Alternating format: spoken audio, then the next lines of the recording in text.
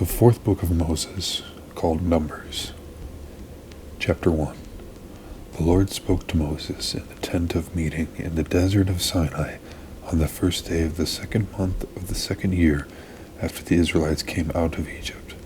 He said, "Take a census of the whole Israelite community by their clans and families, listing every man by name, one by one.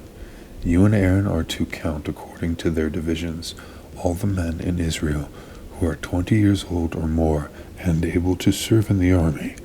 One man from each tribe, each of them the head of his family, is to help you. These are the names of the men who are to assist you. From Reuben, Eliezer, son of Shedeur. From Simeon, Shelumiel, son of Zurishaddai. From Judah, Nahshon, son of Amminadab. From Issachar, Nathaniel, son of Zuar. From Zebulun, Eliab, son of Helon. From the sons of Joseph, from Ephraim, Elishama, son of Ammuhud. From Manasseh, Gamaliel, son of Pedahzur. From Benjamin, Abidan, son of Gideoni. From Dan, Ahiezer, son of Ammishaddai. From Asher, Pagiel, son of Okran. From Gad, Elisaph, son of Duel. From Naphtali, Ahira, son of Anan. These were the men appointed from the community, the leaders of their ancestral tribes. They were the heads of the clans of Israel. Moses and Aaron took these men whose names had been specified, and they called the whole community together on the first day of the second month. The people registered their ancestry by their clans and families, and the men 20 years old or more were listed by name, one by one, as the Lord commanded Moses. And so he counted them in the desert of Sinai. From the descendants of Reuben, the firstborn son of Israel, all the men 20 years old or more who were able to serve in the army were listed by name, one by one, according to the records of their clans and families. The number from the tribe of Reuben was 46,500. From the destination of Simeon, all the men 20 years old or more who were able to serve in the army were counted and listed by name, one by one, according to the records of their clans and families. The number from the tribe of Simeon was 59,300. From the descendants of Gad, all the men 20 years old or more who were able to serve in the army were listed by name, according to the records of their clans and families. The number from the tribe of Gad was 45,650. From the descendants of Judah, all the men 20 years old or more who were able to serve in the army were listed by name, according to the records of their clans and families. The number from the tribe of Judah was 74,600. From the descendants of Issachar, all the men 20 years old or more who were able to serve in the army were listed by name, according to the records of their clans and families. The number from the tribe of Issachar was 54,400. From the descendants of Zebulun, all the men 20 years old or more who were able to serve in the army were listed by name, according to the records of their clans and families. The number from the tribe of Zebulun was 57,400. From the sons of Joseph, from the descendants of Ephraim, all the men 20 years old or more who were able to serve in the army were listed by name, according to the records of their clans and families. The number from the tribe of Ephraim was 40,500. From the descendants of Manasseh, all the men 20 years old or more who were able to serve in the army were listed by name, according to the records of their clans and families. The number from the tribe of Manasseh was 32,200. From the descendants of Benjamin, all the men 20 years old or more who were able to serve in the army were listed by name, according to the records of their clans and families. The number from the tribe of Benjamin was 35,400. From the descendants of Dan, all the men 20 years old or more who were able to serve in the army were listed by name, according to the records of their clans and families. The number from the tribe of Dan was 62,700. From the descendants of Asher, all the men 20 years old or more who were able to serve in the army were listed by name, according to the records of their clans and families. The number from the tribe of Asher was 41,500. From the descendants of Naphtali, all the men 20 years old or more who were able to serve in the army were listed by name, according to the records of their clans and families. The number from the tribe of Naphtali was 53,400. These were the men counted by Moses and Aaron and the 12 leaders of Israel, each one representing his family. All the Israelites 20 years old or more who were able to serve in Israel's army were counted according to their families. The total number was 603,550. The ancestral tribe of the Levites, however, was not counted along with the others. The Lord had said to Moses, "You must not count the tribe of Levi or include them in the census of the other Israelites. Instead, appoint the Levites to be in charge of the tabernacle of the covenant law, over all its furnishings and everything belonging to it. They are to carry the tabernacle and all its furnishings. They are to take care of it and encamp around it. Whenever the tabernacle is to move, the Levites are to take it down, and whenever the tabernacle is to be set up, the Levites shall do it. Anyone else who approaches it is to be put to death. The Israelites are to set up their tents by divisions, each of them in their own camp, under their standard. The Levites, however, are to set up their tents around the tabernacle of the covenant law, so that my wrath will not fall on the Israelite community. The Levites are to be responsible for the care of the tabernacle of the covenant law. The Israelites did all this just as the Lord commanded Moses. Chapter 2. The Lord said to Moses and Aaron, "The Israelites are to camp around the tent of meeting, some distance from it, each of them under their standard and holding the banners of their family.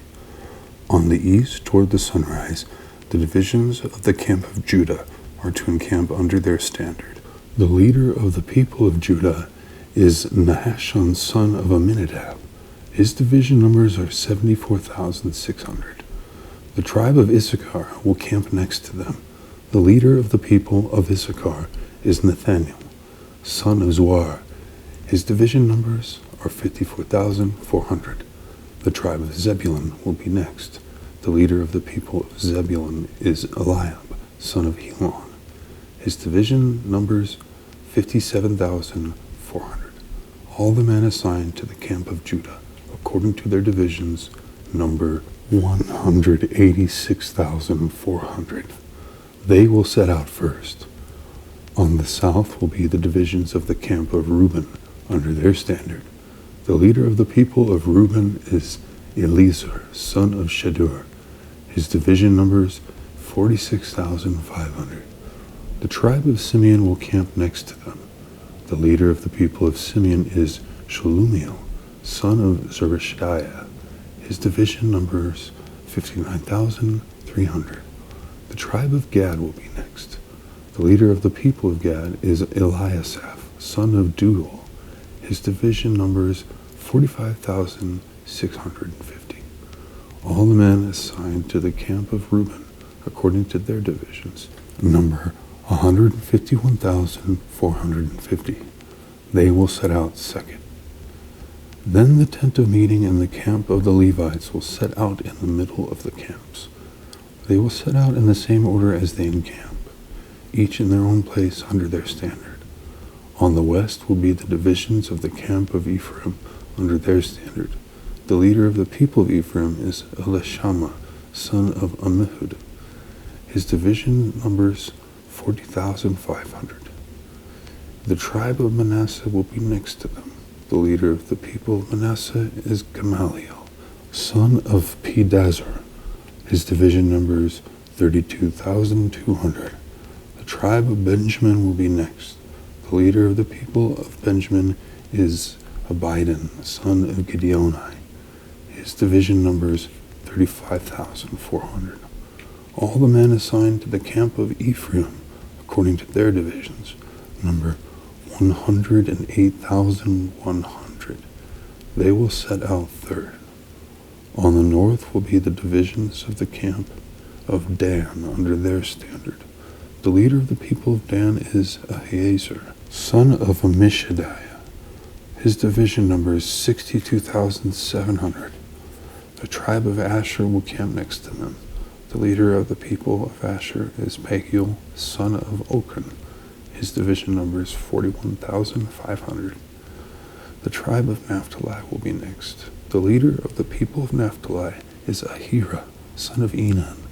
His divisions number 53,400. All the men assigned to the camp of Dan number 157,600. They will set out last under their standards. These are the Israelites, counted according to their families. All the men in the camps by their divisions number 603,550. The Levites, however, were not counted along with the other Israelites, as the Lord commanded Moses. So the Israelites did everything the Lord commanded Moses. That is the way they encamped under their standards, and that is the way they set out, each of them with their clan and family. Chapter 3. This is the account of the family of Aaron and Moses at the time the Lord spoke to Moses at Mount Sinai. The names of the sons of Aaron were Nadab, the firstborn, and Abihu, Eleazar, and Ithamar. Those were the names of Aaron's sons, the anointed priests, who were ordained to serve as priests. Nadab and Abihu, however, died before the Lord when they made an offering with unauthorized fire before him in the desert of Sinai. They had no sons, so Eleazar and Ithamar served as priests during the lifetime of their father Aaron. The Lord said to Moses, "Bring the tribe of Levi and present them to Aaron, the priest, to assist him. They are to perform duties for him and for the whole community at the tent of meeting by doing the work of the tabernacle. They are to take care of all furnishings of the tent of meeting, fulfilling the obligations of the Israelites by doing the work of the tabernacle. Give the Levites to Aaron and his sons. They are the Israelites who are to be given wholly to him.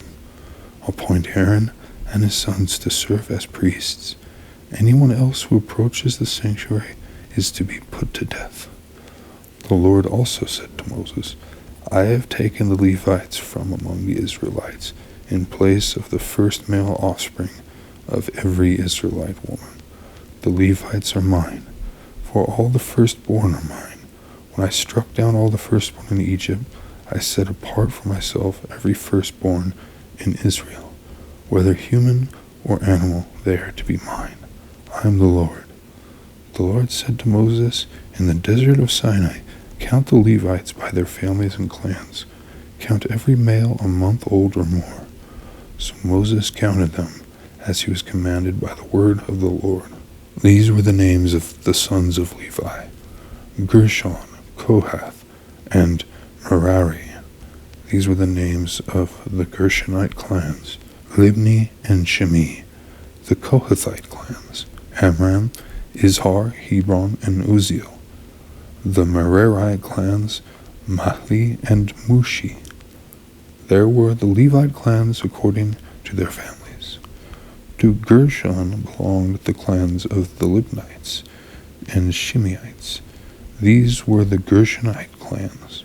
The number of all the males a month old or more who were counted was 7,500. The Gershonite clans were to camp on the west behind the tabernacle. The leader of the families of the Gershonites was Eliasaph, son of Lael. At the tent of meeting, the Gershonites were responsible for the care of the tabernacle and tent, its coverings, the curtain at the entrance to the tent of meeting, the curtains of the courtyard, the curtain at the entrance to the courtyard surrounding the tabernacle and altar, and the ropes. and everything related to their use. To Kohath belonged the clans of the Amramites, Izharites, Hebronites, and Uzzielites. These were the Kohathite clans. The number of all the males a month old or more was 8,600. The Kohathites were responsible for the care of the sanctuary. The Kohathite clans were to camp on the south side of the tabernacle. The leader of the families of the Kohathite clans was Elisaphan, son of Uzziel. They were responsible for the care of the ark, the table, the lampstand, the altars, the articles of the sanctuary used in ministering, the curtain, and everything related to their use. The chief leader of the Levites was Eleazar, son of Aaron, the priest. He was appointed over those who were responsible for the care of the sanctuary. To Merari belonged the clans of the Mahalites and the Mushites. These were the Merarite clans. The number of all the males a month old or more who were counted was 6,200. The leader of the families of the Merarite clans was Zuriel, son of Abihail. They were to camp on the north side of the tabernacle. The Merarites were appointed to take care of the frames of the tabernacle, its crossbars, posts, bases, all its equipment, everything related to their use, as well as the posts of the surrounding courtyard, with their bases, tent pegs, and ropes. Moses and Aaron and his sons were to camp to the east of the tabernacle, toward the sunrise, in front of the tent of meeting. They were responsible for the care of the sanctuary on behalf of the Israelites. Anyone else who approached the sanctuary was to be put to death. The total number of Levites counted at the Lord's command by Moses and Aaron according to their clans, including every male a month old or more, was 22,000. The Lord said to Moses, "Count all the firstborn Israelite males who are a month old or more, and make a list of their names. Take the Levites for me in place of all the firstborn of the Israelites, and the livestock of the Levites in place of all the firstborn of the livestock of the Israelites. I am the Lord." So Moses counted all the firstborn of the Israelites, as the Lord commanded him. The total number of firstborn males, a month old or more, listed by name, was 22,273. The Lord also said to Moses, "Take the Levites in place of all the firstborn of Israel, and the livestock of the Levites in place of their livestock. The Levites are to be mine. I am the Lord, to redeem the 273 firstborn Israelites who exceed the number of the Levites. Collect 5 shekels for each one, according to the sanctuary shekel, which weighs 20 gerahs. Give the money for the redemption of the additional Israelites to Aaron and his sons." So Moses collected the redemption money from those who exceeded the number redeemed by the Levites. From the firstborn of the Israelites, he collected silver weighing 1,365 shekels, according to the sanctuary shekel. Moses gave the redemption money to Aaron and his sons, as he was commanded by the word of the Lord. Chapter 4. The Lord said to Moses and Aaron, "Take a census of the Kohathite branch of the Levites by their clans and families. Count all the men from 30 to 50 years of age who come to serve in the work at the tent of meeting. This is the work of the Kohathites at the tent of meeting, the care of the most holy things. When the camp is to move, Aaron and his sons are to go in and take down the shielding curtain and put it over the ark of the covenant law. Then they are to cover the curtain with a durable leather, spread a cloth of solid blue over that, and put the poles in place. Over the table of the presence, they are to spread a blue cloth and put on it the plates, dishes, and bowls, and the jars for drink offerings. The bread that is continually there is to remain on it. They are to spread a scarlet cloth over them, cover that with the durable leather, and put the poles in place. They are to take a blue cloth and cover the lampstand, that is for light, together with its lamps, its wick trimmers and trays, and all its jars for the olive oil used to supply it. Then they are to wrap it and all its accessories in a covering of the durable leather, and put it on a carrying frame. Over the gold altar they are to spread a blue cloth and cover that with the durable leather, and put the poles in place. They are to take all the articles used for ministering in the sanctuary, wrap them in a blue cloth, cover that with the durable leather, and put them on a carrying frame. They are to remove the ashes from the bronze altar and spread a purple cloth over it. Then they are to place on it all the utensils used for ministering at the altar, including the fire pans, meat forks, shovels, and sprinkling bowls. Over it they are to spread a covering of the durable leather and put the holes in place. After Aaron and his sons have finished covering the holy furnishings and all the holy articles, and when the camp is ready to move, only then are the Kohathites to come and do the carrying, but they must not touch the holy things or they will die. The Kohathites are to carry those things that are in the tent of meeting. Eleazar, son of Aaron, the priest, is to have charge of the oil for the light, the fragrant incense, the regular grain offering, and the anointing oil.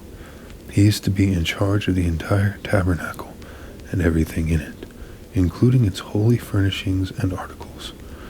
The Lord said to Moses and Aaron, "See that the Kohathite tribal clans are not destroyed from among the Levites, so that they may live and not die when they come near the most holy things. Do this for them. Aaron and his sons are to go into the sanctuary and assign to each man his work and what he is to carry. But the Kohathites must not go in to look at the holy things, even for a moment, or they will die." The Lord said to Moses, "Take a census also of the Gershonites by their families and clans. Count all the men from 30 to 50 years of age who come to serve in the work at the tent of meeting. This is the service of the Gershonite clans in their carrying and their other work. They are to carry the curtains of the tabernacle, that is, the tent of meeting, its covering and its outer covering of durable leather, the curtains for the entrance to the tent of meeting, the curtains of the courtyard surrounding the tabernacle and altar, the curtain for the entrance to the courtyard, the ropes, and all the equipment used in the service of the tent. The Gershonites are to do all that needs to be done with these things. All their service, whether carrying or doing other work, is to be done under the direction of Aaron and his sons. You shall assign to them as their responsibility all they are to carry. This is the service of the Gershonite clans at the tent of meeting. Their duties are to be under the direction of Ithamar, son of Aaron, the priest. Count the Merarites by their clans and families. Count all the men from 30 to 50 years of age who come to serve in the work at the tent of meeting. As part of all their service at the tent, they are to carry the frames of the tabernacle, its crossbars, posts, and bases, as well as the posts of the surrounding courtyard with their bases, tent pegs, ropes, all their equipment and everything related to their use. Assign to each man the specific things he is to carry. This is the service of the Merarite clans as they work at the tent of meeting under the direction of Ithamar, son of Aaron, the priest. Moses, Aaron, and the leaders of the community counted the Kohathites by their clans and families. All the men from 30 to 50 years of age who came to serve in the work at the tent of meeting, counted by clans, were 2,750. This was the total of all those in the Kohathite clans who served at the tent of meeting. Moses and Aaron counted them according to the Lord's command through Moses. The Gershonites were counted by their clans and families. All the men from 30 to 50 years of age who came to serve in the work at the tent of meeting, counted by their clans and families, were 2,630. This was the total of those in the Gershonite clans who served at the tent of meeting. Moses and Aaron counted them according to the Lord's command. The Merarites were counted by their clans and families. All the men from 30 to 50 years of age who came to serve in the work at the tent of meeting, counted by their clans, were 3,200. This was the total of those in the Merarite clans. Moses and Aaron counted them according to the Lord's command through Moses. So Moses, Aaron, and the leaders of Israel counted all the Levites by their clans and families. All the men from 30 to 50 years of age who came to do the work of serving and carrying the tent of meeting numbered 8,580. At the Lord's command through Moses, each was assigned his work and told what to carry. Thus they were counted as the Lord commanded Moses. Chapter 5. The Lord said to Moses, "Command the Israelites to send away from the camp anyone who has a defiling skin disease or discharge of any kind, or is emotionally unclean because of a dead body. Send away male and female alike. Send them outside the camp so they will not defile their camp, where I dwell among them." The Israelites did so. They sent them outside the camp. They did just as the Lord had instructed Moses. The Lord said to Moses, "Say to the Israelites, any man or woman who wrongs another in any way, and so is unfaithful to the Lord, is guilty, and must confess the sin they have committed. They must make full restitution for the wrong they have done, add a fifth of the value to it, and give it all to the person they have wronged. But if that person has no close relative to whom restitution can be made for the wrong, the restitution belongs to the Lord, and must be given to the priest, along with the ram with which atonement is made for the wrongdoer. All the sacred contributions the Israelites bring to a priest will belong to him. Sacred things belong to their owners, but what they give to the priest will belong to the priest."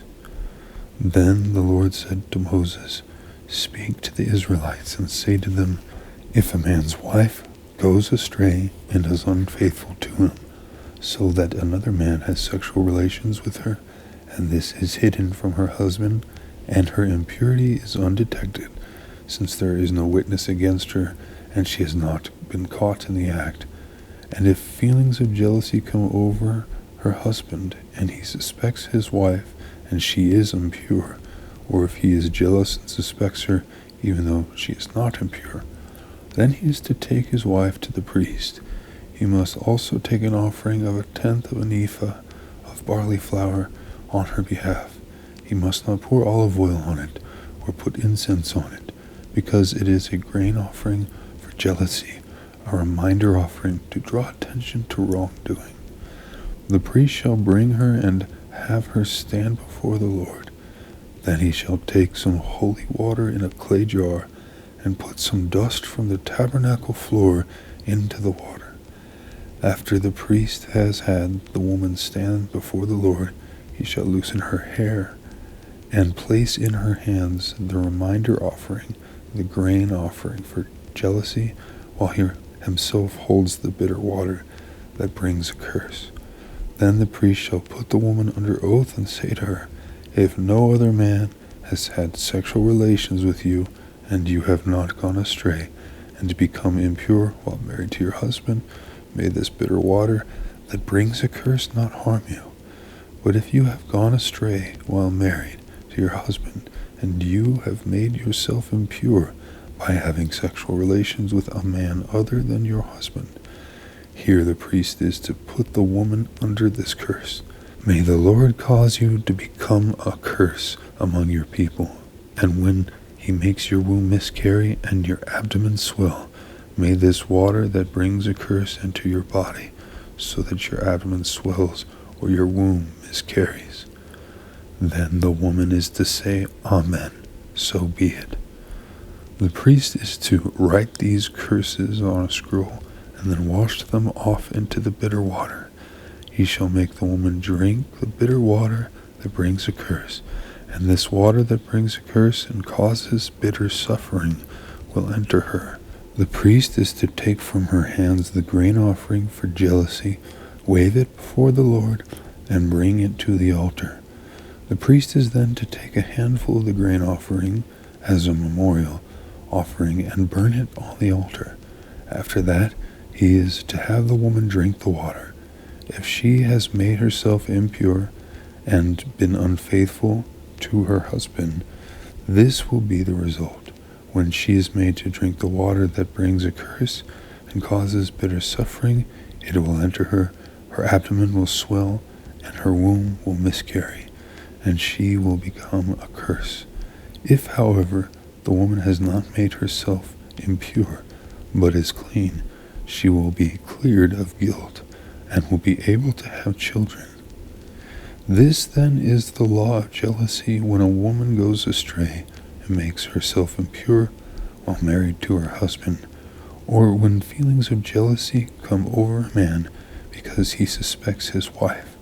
The priest is to have her stand before the Lord and is to apply this entire law to her. The husband will be innocent of any wrongdoing, but the woman will bear the consequences of her sin. Chapter 6.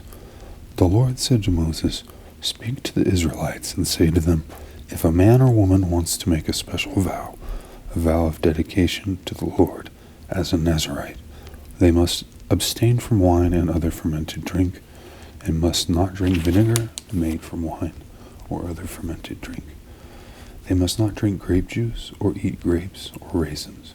As long as they remain under the Nazirite vow, they must not eat anything that comes from the grapevine, not even the seeds or skins. During the entire period of their Nazirite vow, no razor may be used on their head. They must be holy until the period of their dedication to the Lord is over. They must let their hair grow long. Throughout the period of their dedication to the Lord, the Nazirite must not go near a dead body, even if their own father or mother or brother or sister dies. They must not make themselves ceremonially unclean on account of them, because the symbol of their dedication to God is on their head. Throughout the period of their dedication, they are consecrated to the Lord. If someone dies suddenly in the Nazirite's presence, thus defiling the hair that symbolizes their dedication, they must shave their head on the 7th day, the day of their cleansing. Then on the 8th day, they must bring 2 doves or 2 young pigeons to the priest at the entrance to the tent of meeting. The priest is to offer one as a sin offering, and the other as a burnt offering, to make atonement for the Nazirite, because they sinned by being in the presence of the dead body. That same day they are to consecrate their head again. They must rededicate themselves to the Lord for the same period of dedication, and must bring a year-old male lamb as a guilt offering. The previous days do not count, because they became defiled during their period of dedication. Now this is the law of the Nazirite. When the period of their dedication is over, they are to be brought to the entrance to the tent of meeting. There they are to present their offerings to the Lord, a year-old male lamb without defect for a burnt offering, a year-old ewe lamb without defect for a sin offering, a ram without defect for a fellowship offering, together with their grain offerings and drink offerings, and a basket of bread made with the finest flour and without yeast, thick loaves with olive oil mixed in, and thin loaves brushed with olive oil. The priest is to present all these before the Lord, and make the sin offering and the burnt offering. He is to present the basket of unleavened bread, and is to sacrifice the ram as a fellowship offering to the Lord, together with its grain offering and drink offering.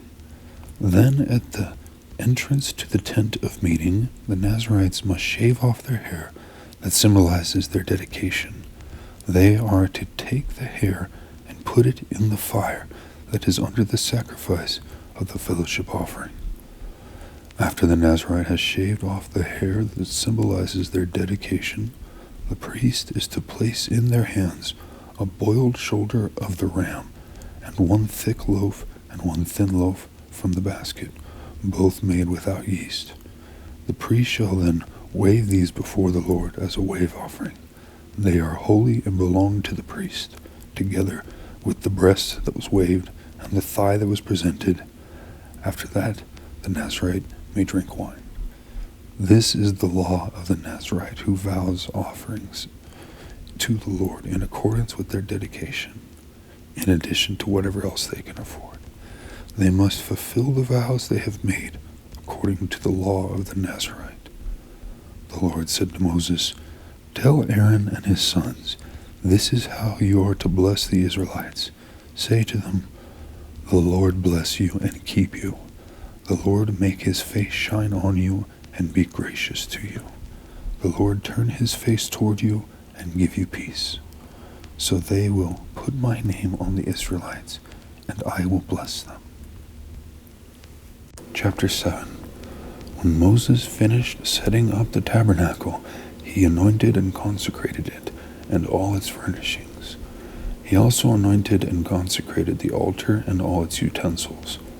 Then the leaders of Israel, the heads of families who were the tribal leaders in charge of those who were counted, made offerings. They brought as their gifts before the Lord 6 covered carts and 12 oxen, an ox from each leader and a cart from every 2. These they presented before the tabernacle. The Lord said to Moses, "Accept these from them, that they may be used in the work at the tent of meeting. Give them to the Levites as each man's work requires." So Moses took the carts and oxen and gave them to the Levites. He gave 2 carts and 4 oxen to the Gershonites as their work required, and he gave 4 carts and 8 oxen to the Merarites as their work required. They were all under the direction of Ithamar, son of Aaron, the priest. But Moses did not give any to the Kohathites, because they were to carry on their shoulder the holy things for which they were responsible. When the altar was anointed, the leaders brought their offerings for its dedication and presented them before the altar. For the Lord had said to Moses, "Each day one leader is to bring his offering for the dedication of the altar."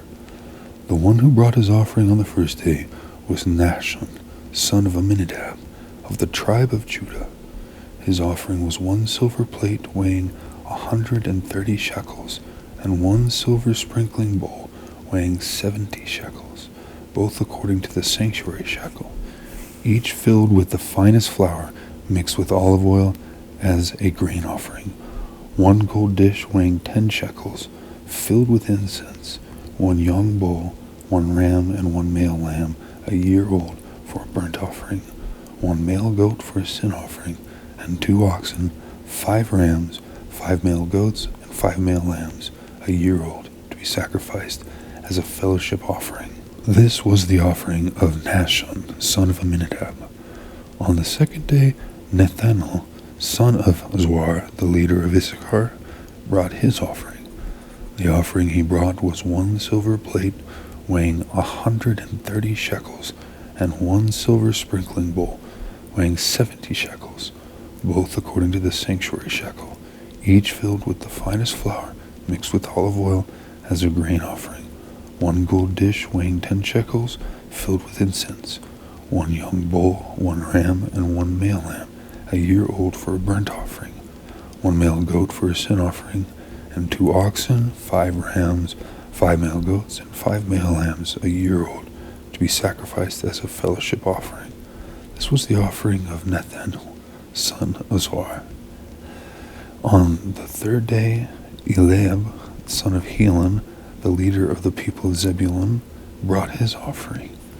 His offering was 1 silver plate weighing 130 shekels, and 1 silver sprinkling bowl weighing 70 shekels, both according to the sanctuary shekel, each filled with the finest flour mixed with olive oil as a grain offering.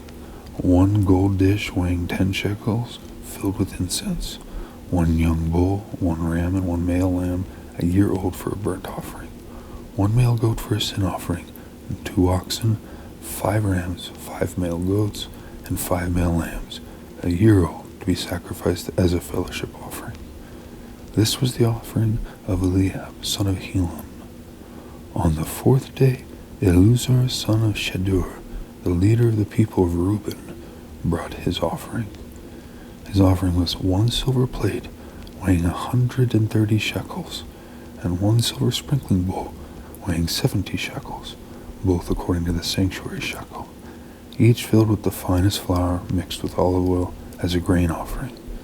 1 gold dish weighing 10 shekels, filled with incense. 1 young bull, 1 ram, and 1 male lamb, a year old, for a burnt offering. 1 male goat for a sin offering, and 2 oxen, 5 rams, 5 male goats, and 5 male lambs, a year old, to be sacrificed as a fellowship offering. This was the offering of Eleazar, son of Shedeur. On the 5th day, Shelumiel, son of Zurishadaiah, the leader of the people of Simeon, brought his offering. His offering was 1 silver plate weighing 130 shekels, and 1 silver sprinkling bowl weighing 70 shekels, both according to the sanctuary shekel, each filled with the finest flour mixed with olive oil as a grain offering. 1 gold dish weighing 10 shekels, filled with incense. 1 young bull, 1 ram, and 1 male lamb, a year old, for a burnt offering. 1 male goat for a sin offering, and 2 oxen, 5 rams, 5 male goats, and 5 male lambs, a year old, to be sacrificed as a fellowship offering. This was the offering of Shelumiel, son of Zurishadaiah. On the 6th day, Eliasaph, son of Deuel, the leader of the people of Gad, brought his offering. His offering was 1 silver plate weighing 130 shekels, and 1 silver sprinkling bowl weighing 70 shekels, both according to the sanctuary shekel, each filled with the finest flour mixed with olive oil as a grain offering. 1 gold dish weighing 10 shekels, filled with incense. 1 young bull, 1 ram, and 1 male lamb, a year old, for a burnt offering.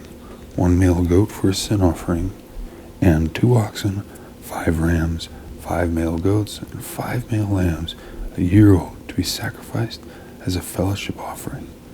This was the offering of Eliasaph, son of Deuel. On the 7th day, Elishama, son of Ammihud, the leader of the people of Ephraim, brought his offering. His offering was 1 silver plate weighing 130 shekels, and 1 silver sprinkling bowl weighing 70 shekels, both according to the sanctuary shekel, each filled with the finest flour mixed with olive oil as a grain offering. 1 gold dish weighing 10 shekels, filled with incense. 1 young bull, 1 ram, and 1 male lamb, a year old, for a burnt offering. 1 male goat for a sin offering, and 2 oxen, 5 rams, 5 male goats, and 5 male lambs, a year old, to be sacrificed as a fellowship offering. This was the offering of Elishama, son of Ammihud. On the 8th day, Gamaliel, son of Pedahizur, the leaders of the people of Manasseh, brought his offering. His offering was 1 silver plate weighing 130 shekels, and 1 silver sprinkling bowl weighing 70 shekels, both according to the sanctuary shekel, each filled with the finest flour mixed with olive oil as a grain offering. 1 gold dish weighing 10 shekels, filled with incense. 1 young bull, 1 ram, and 1 male lamb, a year old, for a burnt offering. 1 male goat for a sin offering, and 2 oxen, 5 rams, 5 male goats, and 5 male lambs, a year old, to be sacrificed as a fellowship offering. This was the offering of Gamaliel, son of Pedahizur. On the 9th day, Abidan, son of Gideoni, the leader of the people of Benjamin, brought his offering. His offering was 1 silver plate weighing 130 shekels, and 1 silver sprinkling bowl weighing 70 shekels, both according to the sanctuary shekel, each filled with the finest flour mixed with olive oil as a grain offering. 1 gold dish weighing 10 shekels, filled with incense. 1 young bull, 1 ram, and 1 male lamb, a year old, for a burnt offering. 1 male goat for a sin offering, and 2 oxen, 5 rams, 5 male goats, and 5 male lambs, a year-old, to be sacrificed as a fellowship offering. This was the offering of Abidan, son of Gideoni. On the 10th day, Ahiezer, son of Ammishaddai, the leader of the people of Dan, brought his offering. His offering was 1 silver plate weighing 130 shekels, and 1 silver sprinkling bowl weighing 70 shekels, both according to the sanctuary shekel, each filled with the finest flour, mixed with olive oil as a grain offering. 1 gold dish weighing 10 shekels, filled with incense. 1 young bull, 1 ram, and 1 male lamb, a year-old for a burnt offering. 1 male goat for a sin offering, and 2 oxen, 5 rams, 5 male goats, and 5 male lambs, a year-old, to be sacrificed as a fellowship offering. This was the offering of Ahiezer, son of Ammishaddai. On the 11th day, Pagiel, son of Ochran, the leader of the people of Asher, brought his offering. His offering was 1 silver plate weighing 130 shekels, and 1 silver sprinkling bowl weighing 70 shekels, both according to the sanctuary shekel, each filled with the finest flour, mixed with olive oil as a grain offering. 1 gold dish weighing 10 shekels, filled with incense. 1 young bull, 1 ram, and 1 male lamb, a year-old for a burnt offering. 1 male goat for a sin offering, and 2 oxen, 5 rams, 5 male goats, and 5 male lambs, a year-old, to be sacrificed as a fellowship offering. This was the offering of Pagiel, son of Ochran. On the 12th day, Ahira, son of Enan, the leader of the people of Naphtali, brought his offering. His offering was 1 silver plate weighing 130 shekels, 1 silver sprinkling bowl weighing 70 shekels, both according to the sanctuary shekel, each filled with the finest flour, mixed with olive oil as a grain offering. 1 gold dish weighing 10 shekels, filled with incense. 1 young bull, 1 ram, and 1 male lamb, a year-old for a burnt offering. 1 male goat for a sin offering, and 2 oxen, 5 rams, 5 male goats, and 5 male lambs, a year-old, to be sacrificed as a fellowship offering. This was the offering of Ahira, son of Enan. These were the offerings of the Israelite leaders for the dedication of the altar when it was anointed: 12 silver plates, 12 silver sprinkling bowls, and 12 gold dishes.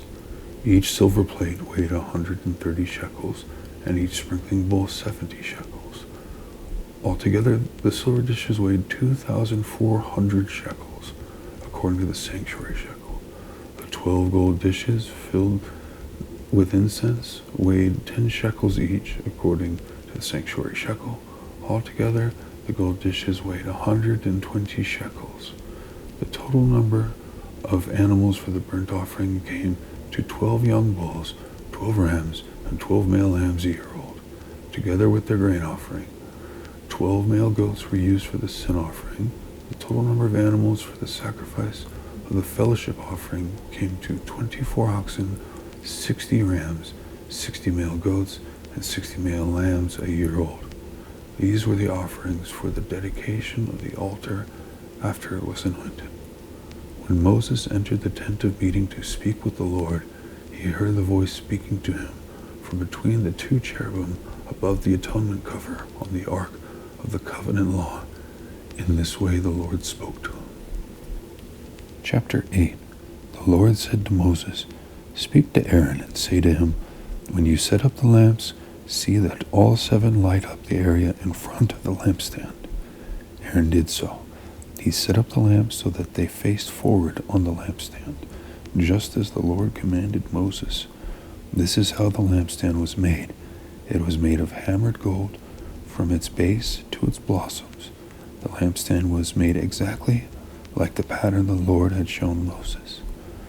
The Lord said to Moses, "Take the Levites from among all the Israelites and make them ceremonially clean. To purify them, do this: sprinkle the water of cleansing on them, then have them shave their whole bodies and wash their clothes, and so they will purify themselves. Have them take a young bull with its grain offering of the finest flour mixed with olive oil. Then you are to take a second young bull for a sin offering. Bring the Levites to the front of the tent of meeting and assemble the whole Israelite community. You are to bring the Levites before the Lord, and the Israelites are to lay their hands on them. Aaron is to present the Levites before the Lord as a wave offering for the Israelites, so that they may be ready to do the work of the Lord. Then the Levites are to lay their hands on the heads of the bulls, using one for a sin offering to the Lord and the other for a burnt offering, to make atonement for the Levites. Have the Levites stand in front of Aaron and his sons, and then present them as a wave offering to the Lord.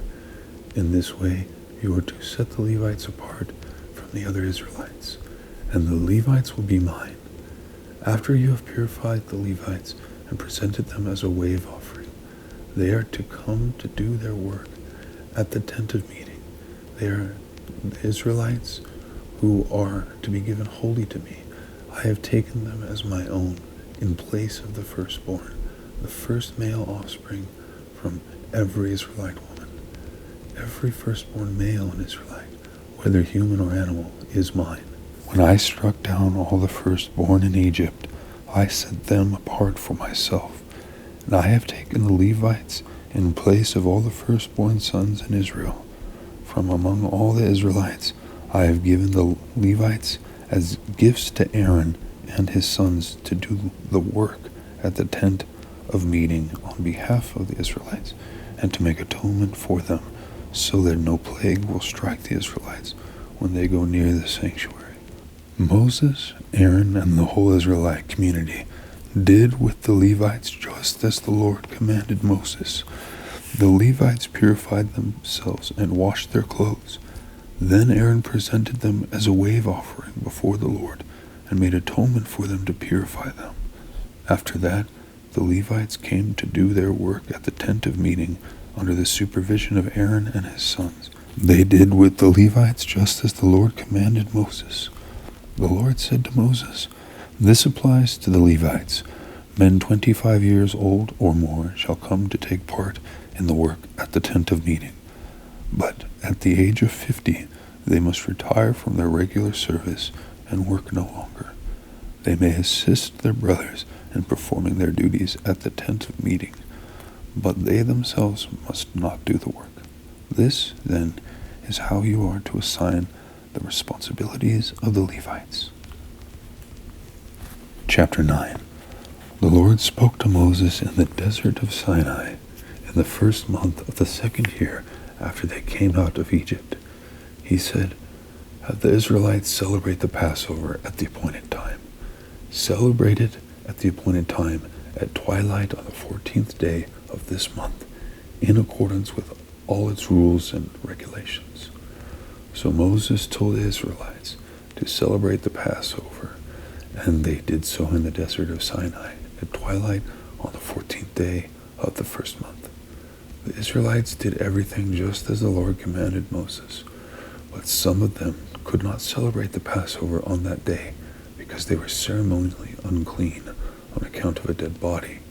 So they came to Moses and Aaron that same day and said to Moses, "We have become unclean because of a dead body, but why should we be kept from presenting the Lord's offering with the other Israelites at the appointed time?" Moses answered them, "Wait until I find out what the Lord commands concerning you." Then the Lord said to Moses, "Tell the Israelites, when any of you or your descendants are unclean because of a dead body or are away on a journey, they are still to celebrate the Lord's Passover, but they are to do it on the 14th day of the second month at twilight. They are to eat the lamb together with unleavened bread and bitter herbs. They must not leave any of it till morning or break any of its bones. When they celebrate the Passover, they must follow all regulations.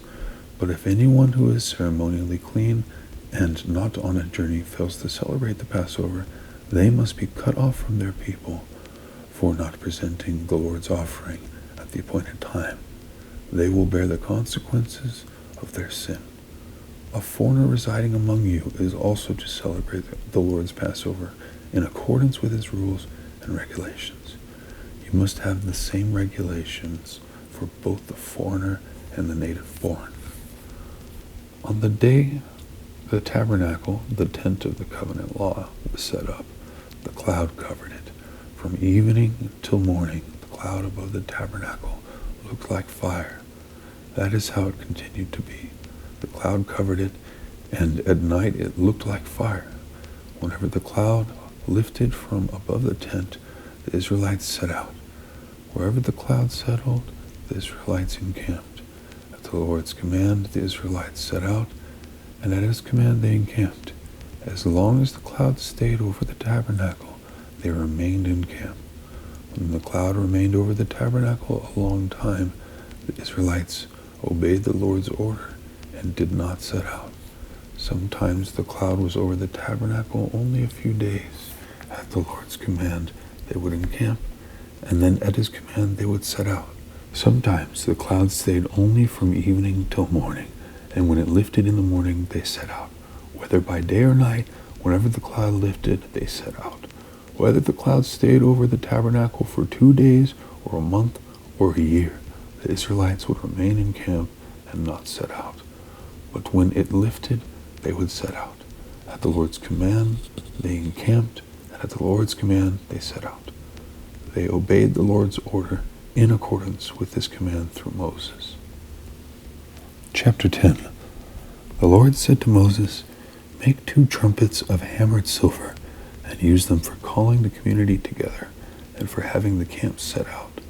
When both are sounded, the whole community is to assemble before you at the entrance to the tent of meeting. If only one is sounded, the leaders, the heads of the clans of Israel, are to assemble before you. When a trumpet blast is sounded, the tribes camping on the east are to set out. At the sounding of a second blast, the camps on the south are to set out. The blast will be the signal for setting out. To gather the assembly, blow the trumpets, but not with the signal for setting out. The sons of Aaron, the priests, are to blow the trumpets. This is to be a lasting ordinance for you and the generations to come. When you go into battle in your own land against an enemy who is oppressing you, sound a blast on the trumpets. Then you will be remembered by the Lord your God and rescued from your enemies.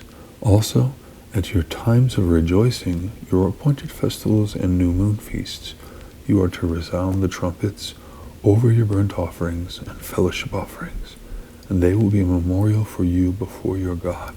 I am the Lord your God.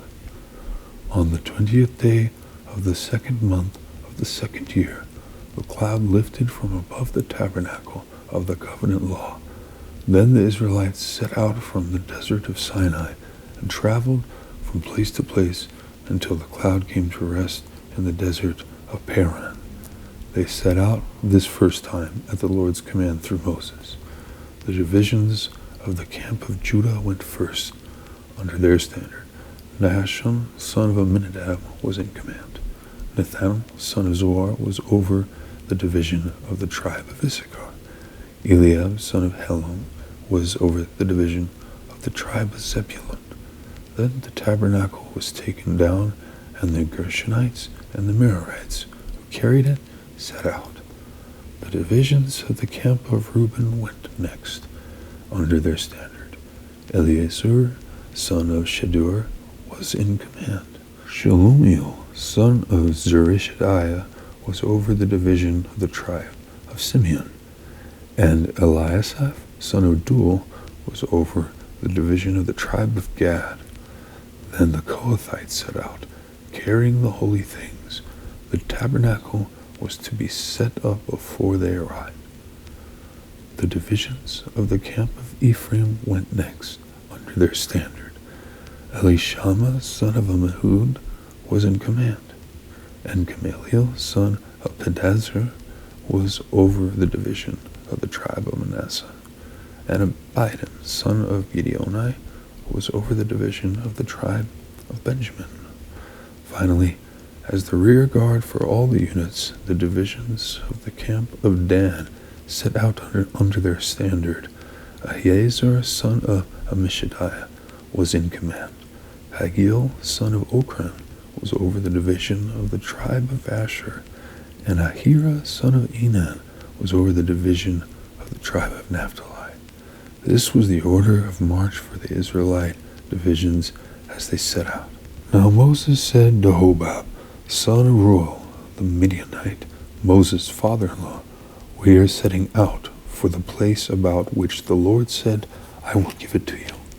Come with us, and we will treat you well, for the Lord has promised good things to Israel. He answered, No, I will not go. I am going back to my own land and my own people. But Moses said, Please do not leave us. You know where we should camp in the wilderness, and you can be our eyes. If you come with us, we will share with you whatever good things the Lord gives us. So they set out from the mountain of the Lord and traveled for 3 days. The ark of the covenant of the Lord went before them during those 3 days to find them a place of rest. The cloud of the Lord was over them by day when they set out from the camp. Whenever the ark set out, Moses said, Rise up, Lord. May your enemies be scattered. May your foes flee before you. Whenever it came to rest, he said, Return, Lord, to the countless thousands of Israel. Chapter 11. Now the people complained about their hardships in the hearing of the Lord, and when he heard them, his anger was roused. Then fire from the Lord burned among them and consumed some of the outskirts of the camp. When the people cried out to Moses, he prayed to the Lord, and the fire died down. So that place was called Taberah, because fire from the Lord had burned among them. The rabble with them began to crave other food, and again the Israelites started wailing and said, If only we had meat to eat. We remember the fish we ate in Egypt at no cost, also the cucumbers, melons, leeks, onions, and garlic. But now we have lost our appetite. We never see anything but this manna. The manna was like coriander seed and looked like resin. The people went about gathering it, and then ground it in a hand mill or crushed it in a mortar. They cooked it in a pot or made it into loaves, and it tasted like something made with olive oil. When the dew settled on the camp at night, the manna also came down. Moses heard the people of every family wailing at the entrance to their tents. The Lord became exceedingly angry, and Moses was troubled. He asked the Lord, Why have you brought this trouble on your servant? What have I done to displease you, that you put the burden of all these people on me? Did I conceive all these people? Did I give them birth? Why do you tell me to carry them in my arms, as a nurse carries an infant, to the land you promised on oath to their ancestors? Where can I get meat for all these people? They keep wailing to me, Give us meat to eat. I cannot carry all these people by myself. The burden is too heavy for me. If this is how you are going to treat me, please go ahead and kill me, if I have found favor in your eyes, and do not let me face my own ruin. The Lord said to Moses, Bring me 70 of Israel's elders, who are known to you as leaders and officials among the people. Have them come to the tent of meeting, that they may stand there with you.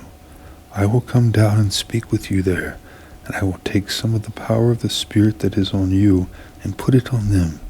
They will share the burden of the people with you, so that you will not have to carry it alone. Tell the people, Consecrate yourselves in preparation for tomorrow, when you will eat meat. The Lord heard you when you wailed. If only we had meat to eat, we were better off in Egypt. Now the Lord will give you meat, and you will eat it. You will not eat it for just 1 day, or 2 days, or 5, 10, or 20 days, but for a whole month, until it comes out of your nostrils, and you loathe it, because you have rejected the Lord, who is among you, and have wailed before him, saying, Why did we ever leave Egypt? But Moses said, Here I am among 600,000 men on foot, and you say, I will give them meat to eat for a whole month. Would they have enough if flocks and herds were slaughtered for them? Would they have enough if all the fish in the sea were caught for them? The Lord answered Moses, Is the Lord's arm too short? Now you will see whether or not what I say will come true for you. So Moses went out and told the people what the Lord had said. He brought together 70 of their elders and had them stand around the tent. Then the Lord came down in the cloud and spoke with him. And he took some of the power of the Spirit that was on him and put it on the 70 elders. When the Spirit rested on them, they prophesied, but did not do so again. However, 2 men whose names were Eldad and Medad had remained in the camp. They were listed among the elders, but did not go out to the tent. Yet the Spirit also rested on them, and they prophesied in the camp. A young man ran and told Moses, Eldad and Medad are prophesying in the camp. Joshua, son of Nun, who had been Moses' aide since youth, spoke up and said, Moses, my Lord, stop them. But Moses replied, Are you jealous for my sake? I wish that all the Lord's people were prophets, and that the Lord would put his Spirit on them. Then Moses and the elders of Israel returned to the camp. Now a wind went out from the Lord and drove quail in from the sea. It scattered them up to 2 cubits deep all around the camp, as far as a day's walk in any direction. All that day and night and all the next day the people went out and gathered quail. No one gathered less than 10 homers. Then they spread them out all around the camp. But while the meat was still between their teeth, and before it could be consumed, the anger of the Lord burned against the people, and he struck them with a severe plague. Therefore the place was named Kibroth Hattaavah, because there they buried the people who had craved other food. From Kibroth Hattaavah the people traveled to Hazeroth and stayed there. Chapter 12. Miriam and Aaron began to talk against Moses because of his Cushite wife, for he had married a Cushite. Has the Lord spoken only through Moses? They asked. Hasn't he also spoken through us? And the Lord heard this. Now Moses was a very humble man, more humble than anyone else on the face of the earth. At once the Lord said to Moses, Aaron, and Miriam, Come out to the tent of meeting, all 3 of you. So the 3 of them went out. Then the Lord came down in a pillar of cloud. He stood at the entrance to the tent and summoned Aaron and Miriam. When the 2 of them stepped forward, he said, Listen to my words. When there is a prophet among you, I, the Lord, reveal myself to them in visions. I speak to them in dreams. But this is not true of my servant Moses. He is faithful in all my house. With him I speak face to face, clearly and not in riddles. He sees the form of the Lord. Why then were you not afraid to speak against my servant Moses? The anger of the Lord burned against them, and he left them. When the cloud lifted from above the tent, Miriam's skin was leprous. It became as white as snow. Aaron turned toward her and saw that she had a defiling skin disease. And he said to Moses, Please, my Lord, I ask you not to hold against us the sin we have so foolishly committed. Do not let her be like a stillborn infant coming from its mother's womb, with its flesh half eaten away.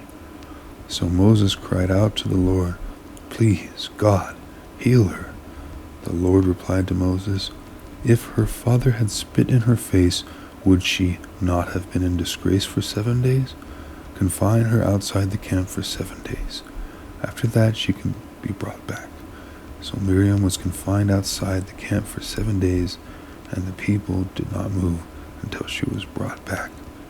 After that the people left Hazeroth and encamped in the desert of Paran. Chapter 13. The Lord said to Moses, Send some men to explore the land of Canaan, which I am giving to the Israelites. From each ancestral tribe send one of its leaders. So at the Lord's command, Moses sent them out from the desert of Paran All of them were leaders of the Israelites. These are their names. From the tribe of Reuben, Shammua, son of Zakur. From the tribe of Simeon, Shaphat, son of Hori. From the tribe of Judah, Caleb, son of Jephunneh. From the tribe of Issachar, Igal, son of Joseph. From the tribe of Ephraim, Hoshea, son of Nun. From the tribe of Benjamin, Palti, son of Raphu. From the tribe of Zebulun, Gadiel, son of Sodai. From the tribe of Manasseh, a tribe of Joseph, Gadi, son of Susi. From the tribe of Dan, Amiel, son of Gamali. From the tribe of Asher, Sethur, son of Michael. From the tribe of Naphtali, Nabi, son of Vophshi. From the tribe of Gad, Gual, son of Maki. These are the names of the men Moses sent to explore the land. Moses gave Hoshea, son of Nun, the name Joshua. When Moses sent them to explore Canaan, he said, "Go up through the Negev and on into the hill country. See what the land is like, and whether the people who live there are strong or weak, few or many. What kind of land do they live in? Is it good or bad? What kind of towns do they live in? Are they unwalled or fortified? How is the soil? Is it fertile or poor? Are there trees in it or not? Do your best to bring back some of the fruit of the land." It was the season for the first ripe grapes. So they went up and explored the land, from the desert of Zin as far as Rehob, toward Lebo Hamath. They went up through the Negev and came to Hebron, where Ahiman, Sheshai, and Talmai, the descendants of Anak, lived. Hebron had been built 7 years before Zoan in Egypt. When they reached the valley of Eshcol, they cut off a branch bearing a single cluster of grapes. 2 of them carried it on a pole between them, along with some pomegranates and figs. That place was called the Valley of Eshcol, because of the cluster of grapes the Israelites cut off there. At the end of 40 days they returned from exploring the land. They came back to Moses and Aaron and the whole Israelite community at Kadesh in the desert of Paran. There they reported to them and to the whole assembly and showed them the fruit of the land.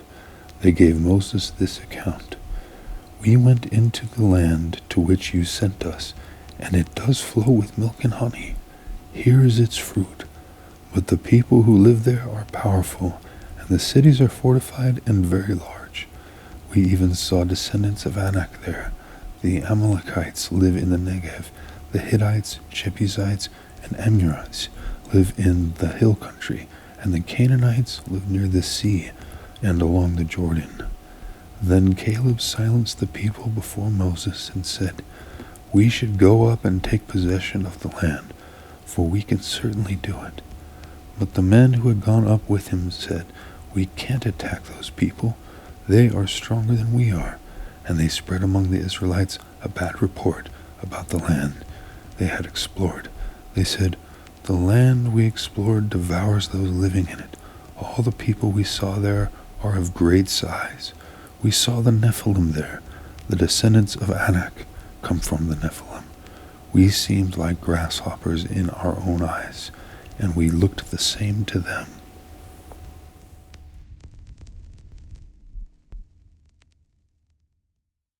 Chapter 14. That night all the members of the community raised their voices and wept aloud. All the Israelites grumbled against Moses and Aaron, and the whole assembly said to them, "If only we had died in Egypt or in this wilderness. Why is the Lord bringing us to this land only to let us fall by the sword? Our wives and children will be taken as plunder. Wouldn't it be better for us to go back to Egypt?" And they said to each other, "We should choose a leader and go back to Egypt." Then Moses and Aaron fell face down in front of the whole Israelite assembly gathered there. Joshua son of Nun and Caleb son of Jephunneh, who were among those who had explored the land, tore their clothes and said to the entire Israelite assembly, "The land we passed through and explored is exceedingly good. If the Lord is pleased with us, he will lead us into that land, a land flowing with milk and honey, and will give it to us. Only do not rebel against the Lord, and do not be afraid of the people of the land, because we will devour them. Their protection is gone, but the Lord is with us. Do not be afraid of them. But the whole assembly talked about stoning them. Then the glory of the Lord appeared at the tent of meeting to all the Israelites. The Lord said to Moses, "How long will these people treat me with contempt? How long will they refuse to believe in me, in spite of all the signs I have performed among them? I will strike them down with the plague and destroy them, but I will make you into a nation greater and stronger than they." Moses said to the Lord, "Then the Egyptians will hear about it. By your power you brought these people up from among them, and they will tell the inhabitants of this land about it. They have already heard that you, Lord, are with these people, and that you, Lord, have been seen face to face, that your cloud stays over them, and that you go before them in a pillar of cloud by day and a pillar of fire by night. If you put all these people to death, leaving none alive, the nations who have heard this report about you will say, 'The Lord was not able to bring these people into the land he promised them on oath, so he slaughtered them in the wilderness.' Now may the Lord's strength be displayed, just as you have declared. The Lord is slow to anger, abounding in love, and forgiving sin and rebellion. Yet he does not leave the guilty unpunished. He punishes the children for the sin of the parents to the third and fourth generation. In accordance with your great love, forgive the sin of these people, just as you have pardoned them from the time they left Egypt until now." The Lord replied, "I have forgiven them as you asked. Nevertheless, as surely as I live, and as surely as the glory of the Lord fills the whole earth, not one of those who saw my glory and the signs I performed in Egypt and in the wilderness, but who disobeyed me and tested me 10 times, not one of them will ever see the land I promised on oath to their ancestors. No one who has treated me with contempt will ever see it. But because my servant Caleb has a different spirit and follows me wholeheartedly, I will bring him into the land he went to, and his descendants will inherit it. Since the Amalekites and the Canaanites are living in the valleys, turn back tomorrow and set out toward the desert along the route to the Red Sea." The Lord said to Moses and Aaron, "How long will this wicked community grumble against me? I have heard the complaints of these grumbling Israelites. So tell them, as surely as I live, declares the Lord, I will do to you the very thing I heard you say. In this wilderness your bodies will fall, every one of you 20 years old or more, who was counted in the census, and who has grumbled against me. Not one of you will enter the land I swore with uplifted hand to make your home, except Caleb son of Jephunneh and Joshua son of Nun. As for your children that you said would be taken as plunder, I will bring them in to enjoy the land you have rejected. But as for you, your bodies will fall in this wilderness. Your children will be shepherds here for 40 years, suffering for your unfaithfulness, until the last of your bodies lies in the wilderness. For 40 years, 1 year for each of the 40 days you explored the land. You will suffer for your sins and know what it is like to have me against you. I, the Lord, have spoken, and I will surely do these things to this whole wicked community, which has banded together against me. They will meet their end in this wilderness. Here they will die." So the men Moses had sent to explore the land, who returned and made the whole community grumble against him by spreading a bad report about it. These men who were responsible for spreading the bad report about the land were struck down and died of a plague before the Lord. Of the men who went to explore the land, only Joshua son of Nun and Caleb son of Jephunneh survived. When Moses reported this to all the Israelites, they mourned bitterly. Early the next morning they set out for the highest point in the hill country, saying, "Now we are ready to go up to the land the Lord promised. Surely we have sinned." But Moses said, "Why are you disobeying the Lord's command? This will not succeed. Do not go up, because the Lord is not with you. You will be defeated by your enemies, for the Amalekites and the Canaanites will face you there. Because you have turned away from the Lord, he will not be with you, and you will fall by the sword." Nevertheless, in their presumption they went up toward the highest point in the hill country, though neither Moses nor the ark of the Lord's covenant moved from the camp. Then the Amalekites and the Canaanites who lived in that hill country came down and attacked them and beat them down all the way to Hormah. Chapter 15.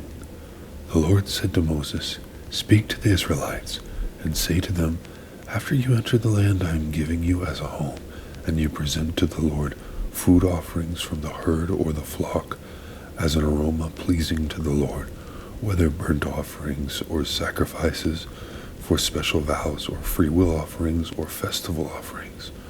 Then the person who brings an offering shall present to the Lord a grain offering of 1/10 of an ephah of the finest flour, mixed with 1/4 of a hin of olive oil. With each lamb for the burnt offering or the sacrifice, prepare 1/4 of a hin of wine as a drink offering. With a ram, prepare a grain offering of 2/10 of an ephah of the finest flour, mixed with 1/3 of a hin of olive oil, and 1/3 of a hin of wine as a drink offering. Offer it as an aroma pleasing to the Lord. When you prepare a young bull as burnt offering or sacrifice for a special vow or a fellowship offering to the Lord, bring with the bull a grain offering of 3/10 of an ephah of the finest flour, mixed with 1/2 a hin of olive oil, and also bring 1/2 a hin of wine as a drink offering. This will be a food offering, an aroma pleasing to the Lord. Each bull or ram, each lamb or young goat, is to be prepared in this manner. Do this for each one, for as many as you prepare. Everyone who is native born must do these things in this way when they present a food offering as an aroma pleasing to the Lord. For the generations to come, whenever a foreigner or anyone else living among you presents a food offering as an aroma pleasing to the Lord, they must do exactly as you do. The community is to have the same rules for you and for the foreigner residing among you. This is a lasting ordinance for the generations to come. You and the foreigner shall be the same before the Lord. The same laws and regulations will apply, both to you and to the foreigner residing among you." The Lord said to Moses, "Speak to the Israelites and say to them, when you enter the land to which I am taking you, and you eat the food of the land, present a portion as an offering to the Lord. Present a loaf from the first of your ground meal, and present it as an offering from the threshing floor. Throughout the generations to come, you are to give this offering to the Lord from the first of your ground meal. Now, if you as a community unintentionally fail to keep any of these commands the Lord gave Moses, any of the Lord's commands to you through him, from the day the Lord gave them and continuing through the generations to come, and if this is done unintentionally, without the community being aware of it, then the whole community is to offer a young bull for a burnt offering as an aroma pleasing to the Lord, along with its prescribed grain offering and drink offering, and a male goat for a sin offering. The priest is to make atonement for the whole Israelite community, and they will be forgiven, for it was not intentional, and they have presented to the Lord for their wrong a food offering and a sin offering. The whole Israelite community and the foreigners residing among them will be forgiven, because all the people were involved in the unintentional wrong. But if just one person sins unintentionally, that person must bring a year-old female goat for a sin offering. The priest is to make atonement before the Lord for the one who erred by sinning unintentionally, and when atonement has been made, that person will be forgiven. One and the same law applies to everyone who sins unintentionally, whether a native-born Israelite or a foreigner residing among you. But anyone who sins defiantly, whether native-born or foreigner, blasphemes the Lord and must be cut off from the people of Israel, because they have despised the Lord's word and broken his commands. They must surely be cut off. Their guilt remains on them. While the Israelites were in the wilderness, a man was found gathering wood on the Sabbath day. Those who found him gathering wood brought him to Moses and Aaron and the whole assembly, and they kept him in custody because it was not clear what should be done to him. Then the Lord said to Moses, "The man must die. The whole assembly must stone him outside the camp." So the assembly took him outside the camp and stoned him to death, as the Lord commanded Moses. The Lord said to Moses, "Speak to the Israelites and say to them, throughout the generations to come, you are to make tassels on the corners of your garments, with a blue cord on each tassel. You will have these tassels to look at, and so you will remember all the commands of the Lord, that you may obey them and not prostitute yourselves by chasing after the lusts of your own hearts and eyes. Then you will remember to obey all my commands, and will be consecrated to your God. I am the Lord your God, who brought you out of Egypt to be your God. I am the Lord your God." Chapter 16. Korah, son of Izhar, the son of Kohath, the son of Levi, and certain Reubenites, Dathan and Abiram, sons of Eliab, and On, son of Peleth, became insolent and rose up against Moses. With them were 250 Israelite men, well-known community leaders who had been appointed members of the council.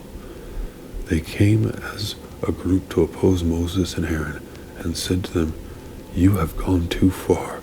The whole community is holy, every one of them, and the Lord is with them. Why then do you set yourselves above the Lord's assembly?" When Moses heard this, he fell face down.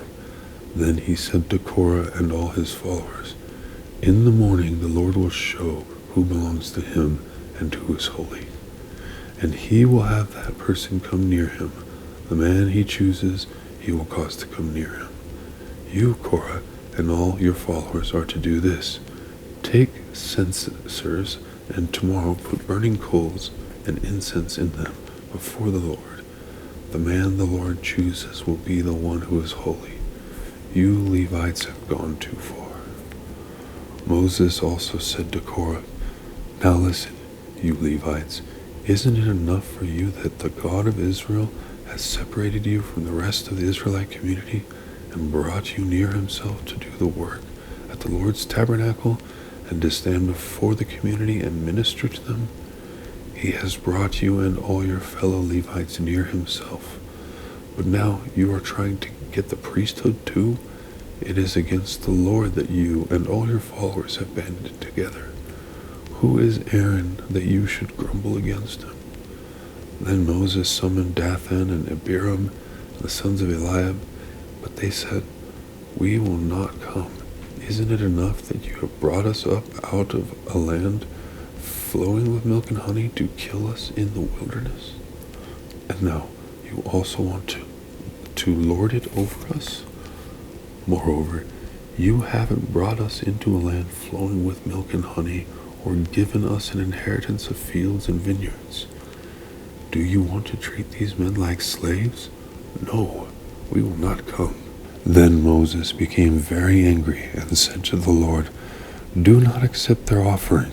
I have not taken so much as a donkey from them, nor have I wronged any of them."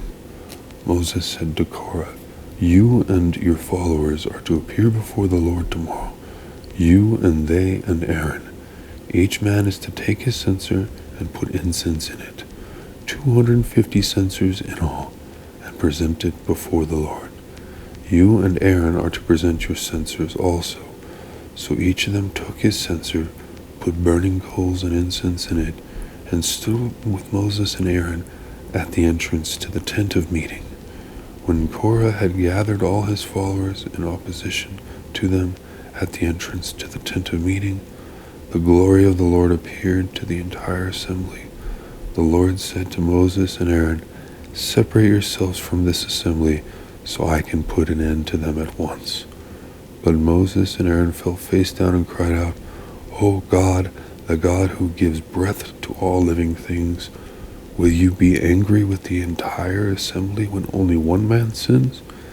Then the Lord said to Moses, "Say to the assembly, move away from the tents of Korah, Dathan, and Abiram."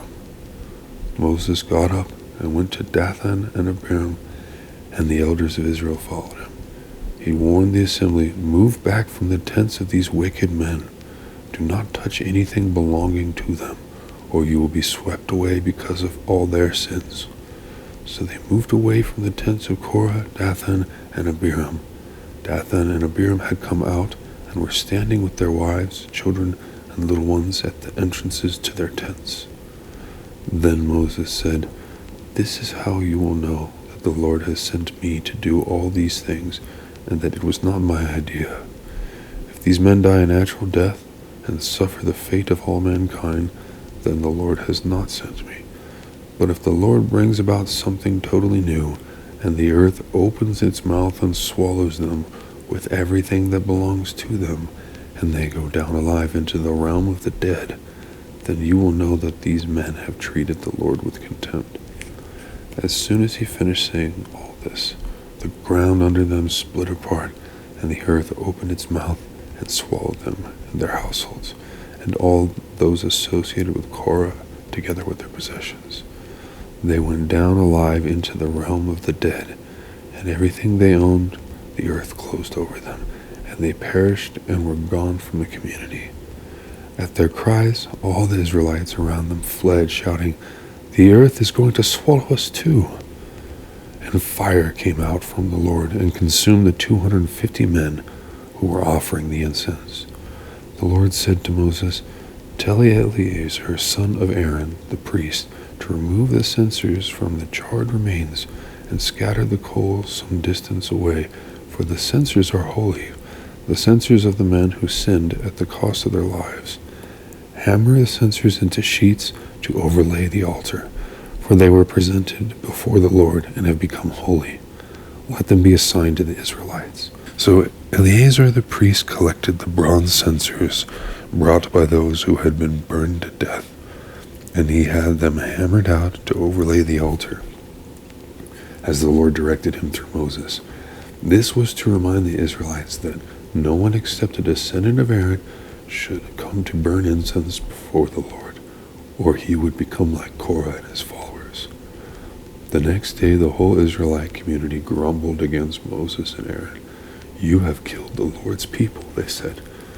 But when the assembly gathered in opposition to Moses and Aaron and turned toward the tent of meeting, suddenly the cloud covered it, and the glory of the Lord appeared. Then Moses and Aaron went to the front of the tent of meeting, and the Lord said to Moses, "Get away from this assembly, so I can put an end to them at once." And they fell face down. Then Moses said to Aaron, "Take your censer and put incense in it, along with burning coals from the altar, and hurry to the assembly to make atonement for them. Wrath has come out from the Lord, the plague has started." So Aaron did as Moses said and ran into the midst of the assembly. The plague had already started among the people, but Aaron offered the incense and made atonement for them.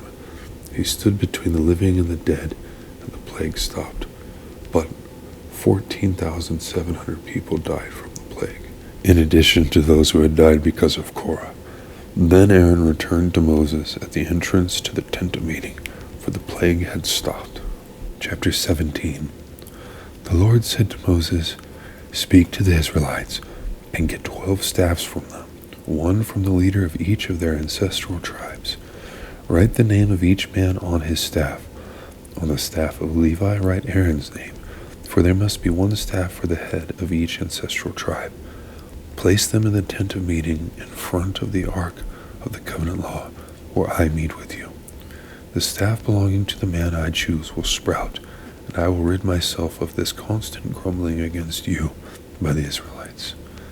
So Moses spoke to the Israelites, and the leaders gave him 12 staffs, one for the leader of each of their ancestral tribes. And Aaron's staff was among them. Moses placed the staffs before the Lord in the tent of the covenant law. The next day Moses entered the tent and saw that Aaron's staff, which represented the tribe of Levi, had not only sprouted but had budded, blossomed, and produced almonds. Then Moses brought out all the staffs from the Lord's presence to all the Israelites. They looked at them, and each of the leaders took his own staff. The Lord said to Moses, "Put back Aaron's staff in front of the ark of the covenant law to be kept as a sign to the rebellious. This will put an end to their grumbling against me, so that they will not die." Moses did just as the Lord commanded him. The Israelites said to Moses, "We will die. We are lost. We are all lost. Anyone who even comes near the tabernacle of the Lord will die. Are we all going to die?" Chapter 18. The Lord said to Aaron, "You, your sons, and your family are to bear the responsibility for offenses connected with the sanctuary, and you and your sons alone are to bear the responsibility for offenses connected with the priesthood. Bring your fellow Levites from your ancestral tribe to join you and assist you when you and your sons minister before the tent of the covenant law. They are to be responsible to you and are to perform all the duties of the tent, but they must not go near the furnishings of the sanctuary or the altar. Otherwise both they and you will die. They are to join you and be responsible for the care of the tent of meeting, all the work at the tent, and no one else may come near where you are. You are to be responsible for the care of the sanctuary and the altar, so that my wrath will not fall on the Israelites again. I myself have selected your fellow Levites from among the Israelites as a gift to you, dedicated to the Lord to do the work at the tent of meeting. But only you and your sons may serve as priests in connection with everything at the altar and inside the curtain. I am giving you the service of the priesthood as a gift. Anyone else who comes near the sanctuary is to be put to death." Then the Lord said to Aaron, "I myself have put you in charge of the offerings presented to me. All the holy offerings the Israelites give me, I give to you, and your sons as your portion, your perpetual share. You are to have the part of the most holy offerings that is kept from the fire. From all the gifts they bring me as most holy offerings, whether grain or sin or guilt offerings, that part belongs to you and your sons. Eat it as something most holy. Every male shall eat it. You must regard it as holy. This also is yours. Whatever is set aside from the gifts of all the wave offerings of the Israelites, I give this to you and your sons and daughters as your perpetual share. Everyone in your household who is ceremonially clean may eat it. I give you all the finest olive oil and all the finest new wine and grain they give the Lord as the firstfruits of their harvest. All the land's firstfruits that they bring to the Lord will be yours. Everyone in your household who is ceremonially clean may eat it. Everything in Israel that is devoted to the Lord is yours. The first offspring of every womb, both human and animal, that is offered to the Lord is yours. But you must redeem every firstborn son and every firstborn male of unclean animals. When they are a month old, you must redeem them at the redemption price set at 5 shekels of silver, according to the sanctuary shekel, which weighs 20 gerahs. But you must not redeem the firstborn of a cow, a sheep, or a goat. They are holy. Splash their blood against the altar and burn their fat as a food offering, an aroma pleasing to the Lord. Their meat is to be yours, just as the breast of the wave offering and the right thigh are yours. Whatever is set aside from the holy offerings the Israelites present to the Lord, I give to you and your sons and daughters as your perpetual share. It is an everlasting covenant of salt before the Lord for both you and your offspring. The Lord said to Aaron, you will have no inheritance in their land, nor will you have any share among them. I am your share and your inheritance among the Israelites. I give to the Levites all the tithes in Israel as their inheritance in return for the work they do while serving at the tent of meeting. From now on, the Israelites must not go near the tent of meeting, or they will bear the consequences of their sin and will die. It is the Levites who are to do the work at the tent of meeting and bear the responsibility for any offenses they commit against it. This is a lasting ordinance for the generations to come. They will receive no inheritance among the Israelites. Instead, I give to the Levites as their inheritance the tithes that the Israelites present as an offering to the Lord. That is why I said concerning them, they will have no inheritance among the Israelites. The Lord said to Moses, speak to the Levites and say to them, when you receive from the Israelites the tithe I give you as your inheritance, you must present a tenth of that tithe as the Lord's offering. Your offering will be reckoned to you as grain from the threshing floor or juice from the winepress. In this way you also will present an offering to the Lord. From all the tithes you receive from the Israelites, from these tithes you must give the Lord's portion to Aaron the priest. You must present as the Lord's portion the best and holiest part of everything given to you. Say to the Levites, when you present the best part, it will be reckoned to you as the product of the threshing floor or the winepress. You and your households may eat the rest of it anywhere, for it is your wages for your work at the tent of meeting. By presenting the best part of it, you will not be guilty in this matter. Then you will not defile the holy offerings of the Israelites, and you will not die. Chapter 19.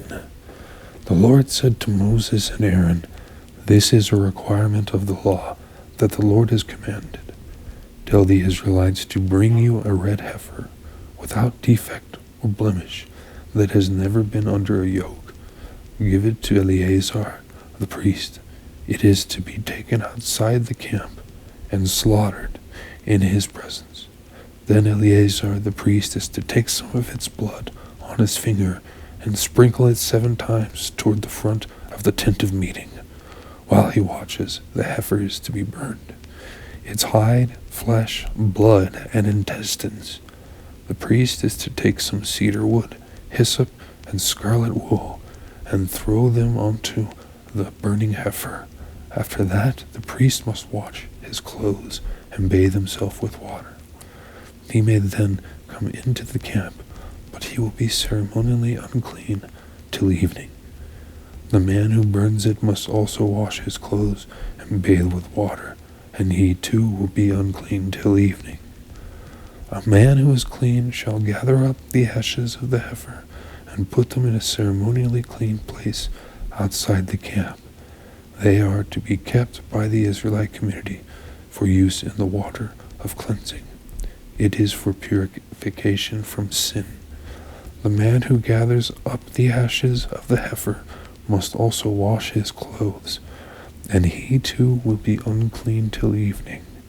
This will be a lasting ordinance, both for the Israelites and for the foreigners residing among them. Whoever touches a human corpse will be unclean for 7 days. They must purify themselves with the water on the 3rd day, and on the 7th day, then they will be clean. But if they do not purify themselves on the 3rd and 7th days, they will not be clean. If they fail to purify themselves after touching a human corpse, they defile the Lord's tabernacle. They must be cut off from Israel. Because the water of cleansing has not been sprinkled on them, they are unclean. Their uncleanness remains on them. This is the law that applies when a person dies in a tent. Anyone who enters the tent and anyone who is in it will be unclean for 7 days. And every open container without a lid fastened on it will be unclean. Anyone out in the open who touches someone who has been killed with a sword, or someone who has died a natural death, or anyone who touches a human bone or a grave will be unclean for 7 days. For the unclean person puts some ashes from the burned purification offering into a jar and pour fresh water over them. Then a man who is ceremonially clean is to take some hyssop, dip it in the water, and sprinkle the tent and all the furnishings, and the people who were there. He must also sprinkle anyone who has touched a human bone or a grave, or anyone who has been killed, or anyone who has died a natural death. The man who is clean is to sprinkle those who are unclean on the 3rd and 7th days, and on the 7th day he is to purify them. Those who are being cleansed must wash their clothes and bathe with water, and that evening they will be clean. But if those who are unclean do not purify themselves, they must be cut off from the community, because they have defiled the sanctuary of the Lord. The water of cleansing has not been sprinkled on them, and they are unclean. This is a lasting ordinance for them. The man who sprinkles the water of cleansing must also wash his clothes, and anyone who touches the water of cleansing will be unclean till evening. Anything that an unclean person touches becomes unclean, and anyone who touches it becomes unclean till evening. Chapter 20. In the 1st month the whole Israelite community arrived at the desert of Zin, and they stayed at Kadesh. There Miriam died and was buried. Now there was no water for the community, and the people gathered in opposition to Moses and Aaron. And they quarreled with Moses and said, "If only we had died when our brothers fell dead before the Lord. Why did you bring the Lord's community into this wilderness, that we and our livestock should die here? Why did you bring us up out of Egypt to this terrible place? It has no grain or figs, grapevines or pomegranates, and there is no water to drink." Moses and Aaron went from the assembly to the entrance to the tent of meeting and fell face down, and the glory of the Lord appeared to them. The Lord said to Moses, "Take the staff, and you and your brother Aaron gather the assembly together. Speak to that rock before their eyes, and it will pour out its water. You will bring water out of the rock for the community, so they and their livestock can drink." So Moses took the staff from the Lord's presence, just as he commanded him. He and Aaron gathered the assembly together in front of the rock, and Moses said to them, "Listen, you rebels, must we bring you water out of this rock?" Then Moses raised his arm and struck the rock twice with his staff. Water gushed out, and the community and their livestock drank. But the Lord said to Moses and Aaron, "Because you did not trust in me enough to honor me as holy in the sight of the Israelites, you will not bring this community into the land I give them." These were the waters of Meribah, where the Israelites quarreled with the Lord, and where he was proved holy among them. Moses sent messengers from Kadesh to the king of Edom, saying, "This is what your brother Israel says. You know about all the hardships that have come on us. Our ancestors went down into Egypt, and we lived there many years. The Egyptians mistreated us and our ancestors. But when we cried out to the Lord, he heard our cry and sent an angel and brought us out of Egypt. Now we are here at Kadesh, a town on the edge of your territory. Please let us pass through your country. We will not go through any field or vineyard, or drink water from any well.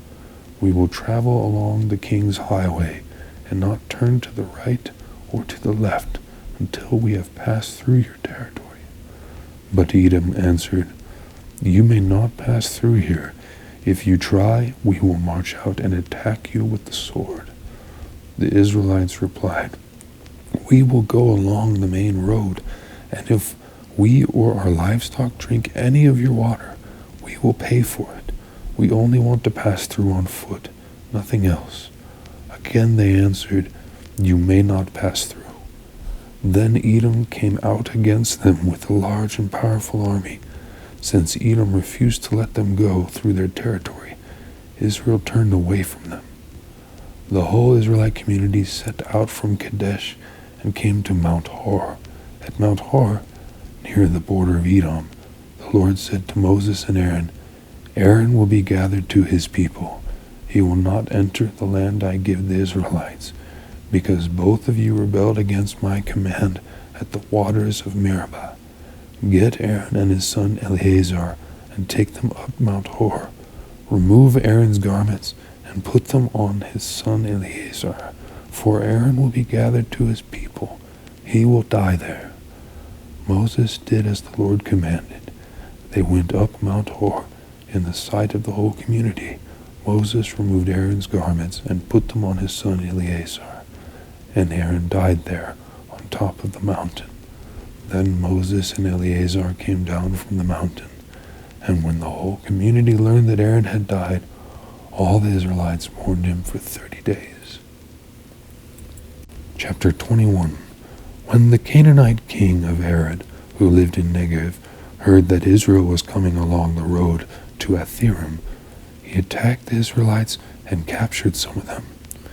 Then Israel made this vow to the Lord, "If you will deliver these people into our hands, we will totally destroy their cities."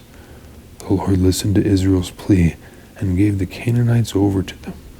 They completely destroyed them and their towns, so the place was named Hormah. They traveled from Mount Hor along the route to the Red Sea to go around Edom, but the people grew impatient on the way. They spoke against God and against Moses and said, "Why have you brought us up out of Egypt to die in the wilderness? There is no bread, there is no water, and we detest this miserable food." Then the Lord sent venomous snakes among them. They bit the people, and many Israelites died. The people came to Moses and said, "We sinned when we spoke against the Lord and against you. Pray that the Lord will take the snakes away from us." So Moses prayed for the people. The Lord said to Moses, "Make a snake and put it up on a pole. Anyone who is bitten can look at it and live." So Moses made a bronze snake and put it up on a pole. Then when anyone was bitten by a snake and looked at the bronze snake, they lived. The Israelites moved on and encamped at Oboth. Then they set out from Oboth and encamped in Lai Abiram, in the wilderness that faces Moab, toward the sunrise. From there they moved on and camped in the Zered Valley. They set out from there and camped alongside the Arnon, which is in the wilderness, extending into Amorite territory. The Arnon is the border of Moab, between Moab and the Amorites. That is why the book of the wars of the Lord says, "Zahab and Suphah and the ravines, the Arnon and the slopes of the ravines that lead to the settlement of Ar and lie along the border of Moab." From there they continued on to Beer, the well where the Lord said to Moses, "Gather the people together, and I will give them water." Then Israel sang this song, "Spring up, O well, sing about it, about the well that the princes dug, that the nobles of the people sank, the nobles with scepters and staves." Then they went from the wilderness to Mattanah, from Mattanah to Nahaliel, from Nahaliel to Bamoth, and from Bamoth to the valley in Moab, where the top of Pisgah overlooks the wasteland. Israel sent messengers to say to Sihon, king of the Amorites, "Let us pass through your country. We will not turn aside into any field or vineyard, or drink water from any well. We will travel along the king's highway until we have passed through your territory." But Sihon would not let Israel pass through his territory. He mustered his entire army and marched out into the wilderness against Israel. When he reached Jahaz, he fought with Israel. Israel, however, put him to the sword and took over his land from the Arnon to the Jabbok, but only as far as the Ammonites, because their border was fortified. Israel captured all the cities of the Amorites and occupied them, including Heshbon and all its surrounding settlements. Heshbon was the city of Sihon, king of the Amorites, who had fought against the former king of Moab and had taken from him all his land as far as the Arnon. That is why the poets say, "Come to Heshbon and let it be rebuilt. Let Sihon's city be restored. Fire went out from Heshbon, a blaze from the city of Sihon. It consumed Ar of Moab, the citizens of Arnon's heights. Woe to you, Moab! You are destroyed, people of Chemosh. He has given up his sons as fugitives and his daughters as captives to Sihon, king of the Amorites. But we have overthrown them. Heshbon's dominion has been destroyed all the way to Dibon. We have demolished them as far as Nophah, which extends to Medeba." So Israel settled in the land of the Amorites. After Moses had sent spies to Jazer, the Israelites captured its surrounding settlements and drove out the Amorites who were there. Then they turned and went up along the road toward Bashan, and Og, king of Bashan, and his whole army marched out to meet them in battle at Edrei. The Lord said to Moses, "Do not be afraid of him, for I have delivered him into your hands, along with his whole army and his land. Do to him what you did to Sihon, king of the Amorites, who reigned in Heshbon." So they struck him down, together with his sons and his whole army, leaving them no survivors, and they took possession of his land. Chapter 22. Then the Israelites traveled to the plains of Moab and camped along the Jordan across from Jericho. Now Balak, son of Zippor, saw all that Israel had done to the Amorites, and Moab was terrified because there were so many people. Indeed, Moab was filled with dread because of the Israelites. The Moabites said to the elders of Midian, "This horde is going to lick up everything around us as an ox licks up the grass of the field." So Balak, son of Zippor, who was king of Moab at that time, sent messengers to summon Balaam, son of Beor, who was at Pethor, near the Euphrates River, in his native land. Balak said, "A people has come out of Egypt. They cover the face of the land and have settled next to me. Now come and put a curse on these people, because they are too powerful for me. Perhaps then I will be able to defeat them and drive them out of the land. For I know that whoever you bless is blessed, and whoever you curse is cursed." The elders of Moab and Midian left, taking with them the fee for divination. When they came to Balaam, they told him what Balak had said. "Spend the night here," Balaam said to them, "and I will report back to you with the answer the Lord gives me." So the Moabite officials stayed with him. God came to Balaam and asked, "Who are these men with you?"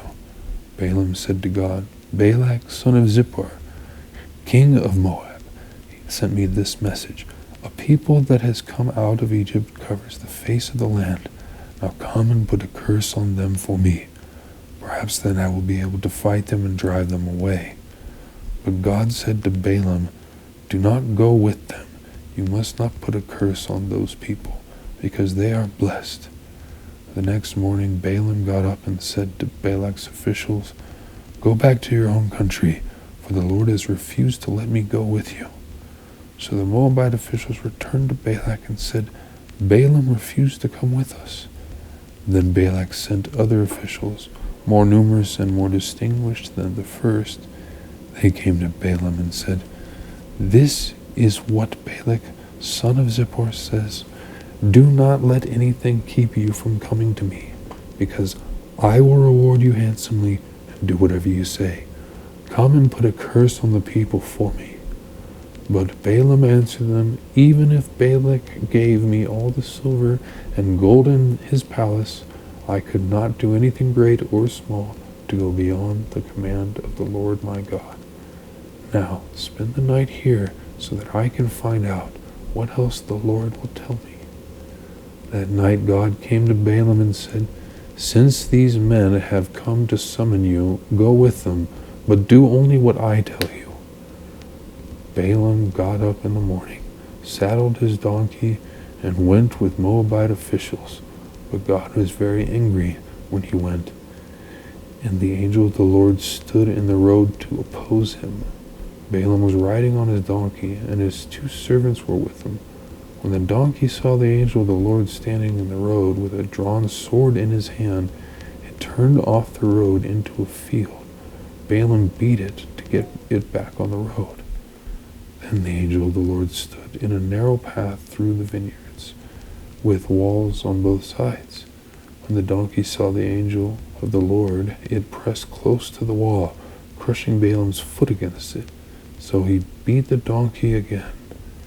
Then the angel of the Lord moved on ahead and stood in a narrow place where there was no room to turn, either to the right or to the left. When the donkey saw the angel of the Lord, it lay down under Balaam, and he was angry and beat it with his staff. Then the Lord opened the donkey's mouth, and it said to Balaam, "What have I done to you to make you beat me these 3 times?" Balaam answered the donkey, "You have made a fool of me. If only I had a sword in my hand, I would kill you right now." The donkey said to Balaam, "Am I not your own donkey, which you have always ridden to this day? Have I been in the habit of doing this to you?" "No," he said. Then the Lord opened Balaam's eyes, and he saw the angel of the Lord standing in the road with his sword drawn. So he bowed low and fell face down. The angel of the Lord asked him, "Why have you beaten your donkey these 3 times? I have come here to oppose you, because your path is a reckless one before me. The donkey saw me and turned away from me these 3 times. If it had not turned away, I would certainly have killed you by now, but I would have spared it." Balaam said to the angel of the Lord, "I have sinned. I did not realize you were standing in the road to oppose me. Now if you are displeased, I will go back." The angel of the Lord said to Balaam, "Go with the men, but speak only what I tell you." So Balaam went with Balak's officials. When Balak heard that Balaam was coming, he went out to meet him at the Moabite town on the Arnon border, at the edge of his territory. Balak said to Balaam, "Did I not send you an urgent summons?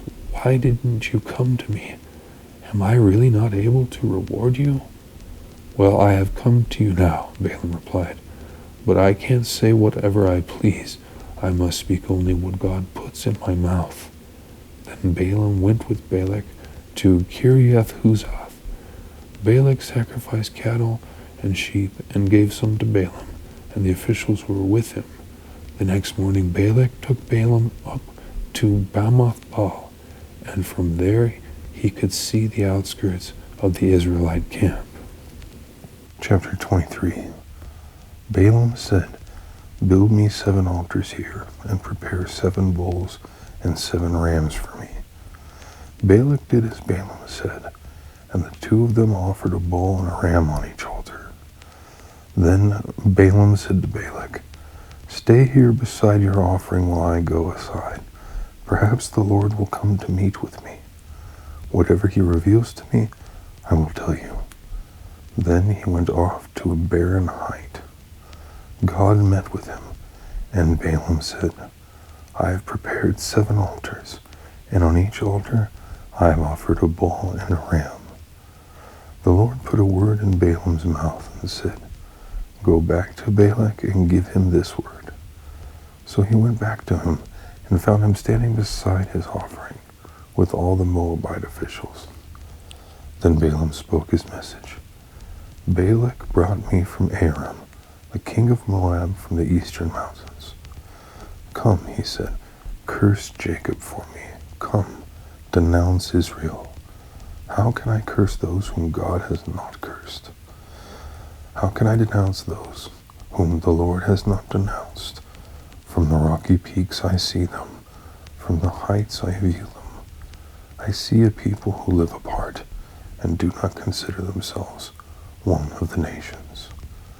Who can count the dust of Jacob, or number even a fourth of Israel? Let me die the death of the righteous, and may my final end be like theirs. Balak said to Balaam, What have you done to me? I brought you to curse my enemies, but you have done nothing but bless them. He answered, Must I not speak what the Lord puts in my mouth? Then Balak said to him, Come with me to another place where you can see them. You will not see them all, but only the outskirts of their camp. And from there, curse them for me. So he took him to the field of Zophim on the top of Pisgah, and there he built 7 altars and offered a bull and a ram on each altar. Balaam said to Balak, Stay here beside your offering while I meet with him over there. The Lord met with Balaam and put a word in his mouth and said, Go back to Balak and give him this word. So he went home and found him standing beside his offering with the Moabite officials. Balak asked him, What did the Lord say? Then he spoke his message. Arise, Balak, and listen. Hear me, son of Zippor. God is not human that he should lie, not a human being that he should change his mind. Does he speak and then not act? Does he promise and not fulfill? I have received a command to bless. He has blessed and I cannot change it. No misfortune is seen in Jacob, no misery observed in Israel. The Lord their God is with them. The shout of the king is among them. God brought them out of Egypt.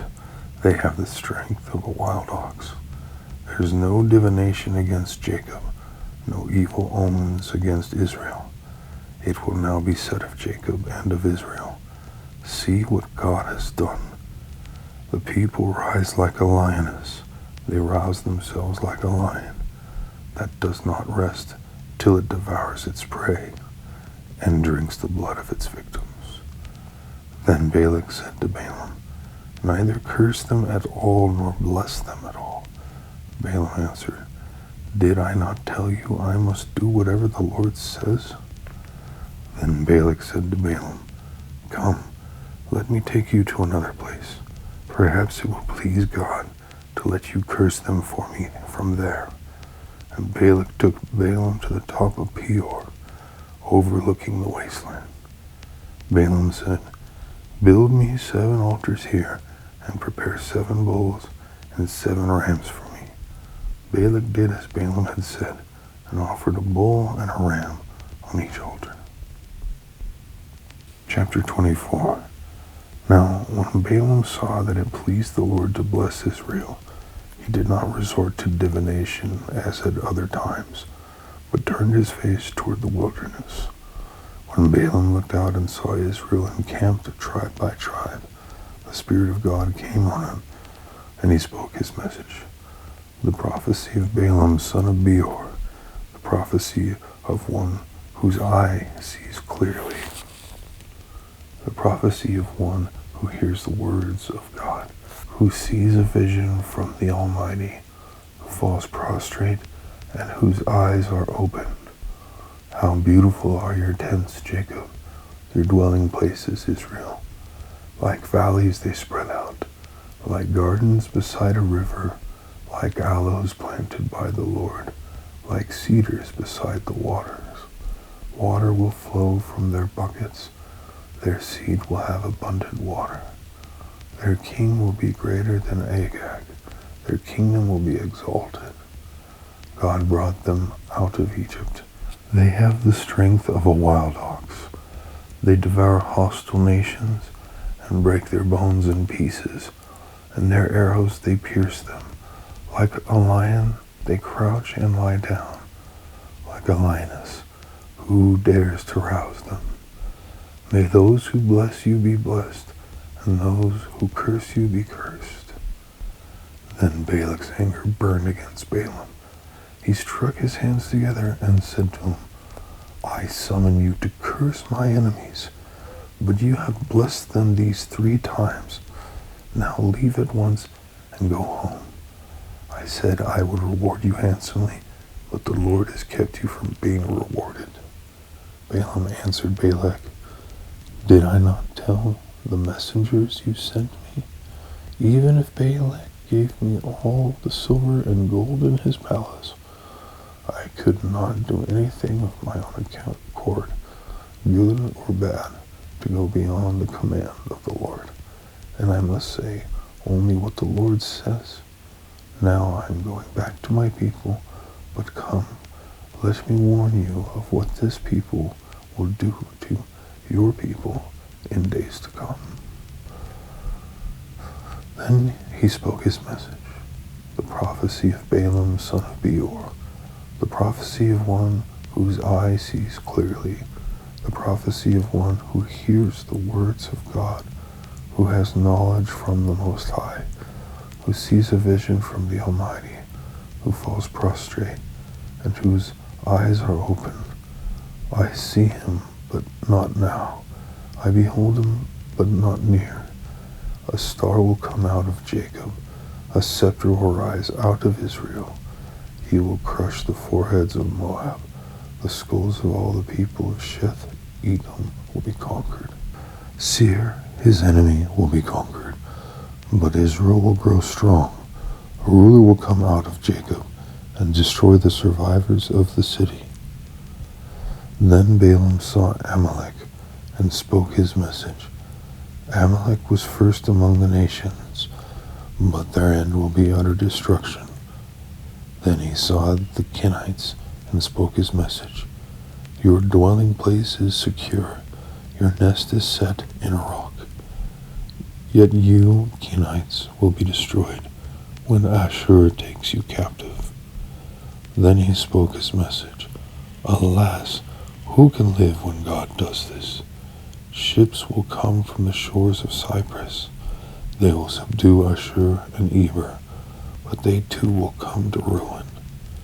Then Balaam got up and returned home, and Balak went his own way. Chapter 25. While Israel was staying in Chittim, the men began to indulge in sexual immorality with Moabite women, who invited them to the sacrifices to their gods. The people ate the sacrificial meal and bowed down before these gods. So Israel yoked themselves to the Baal of Peor, and the Lord's anger burned against them.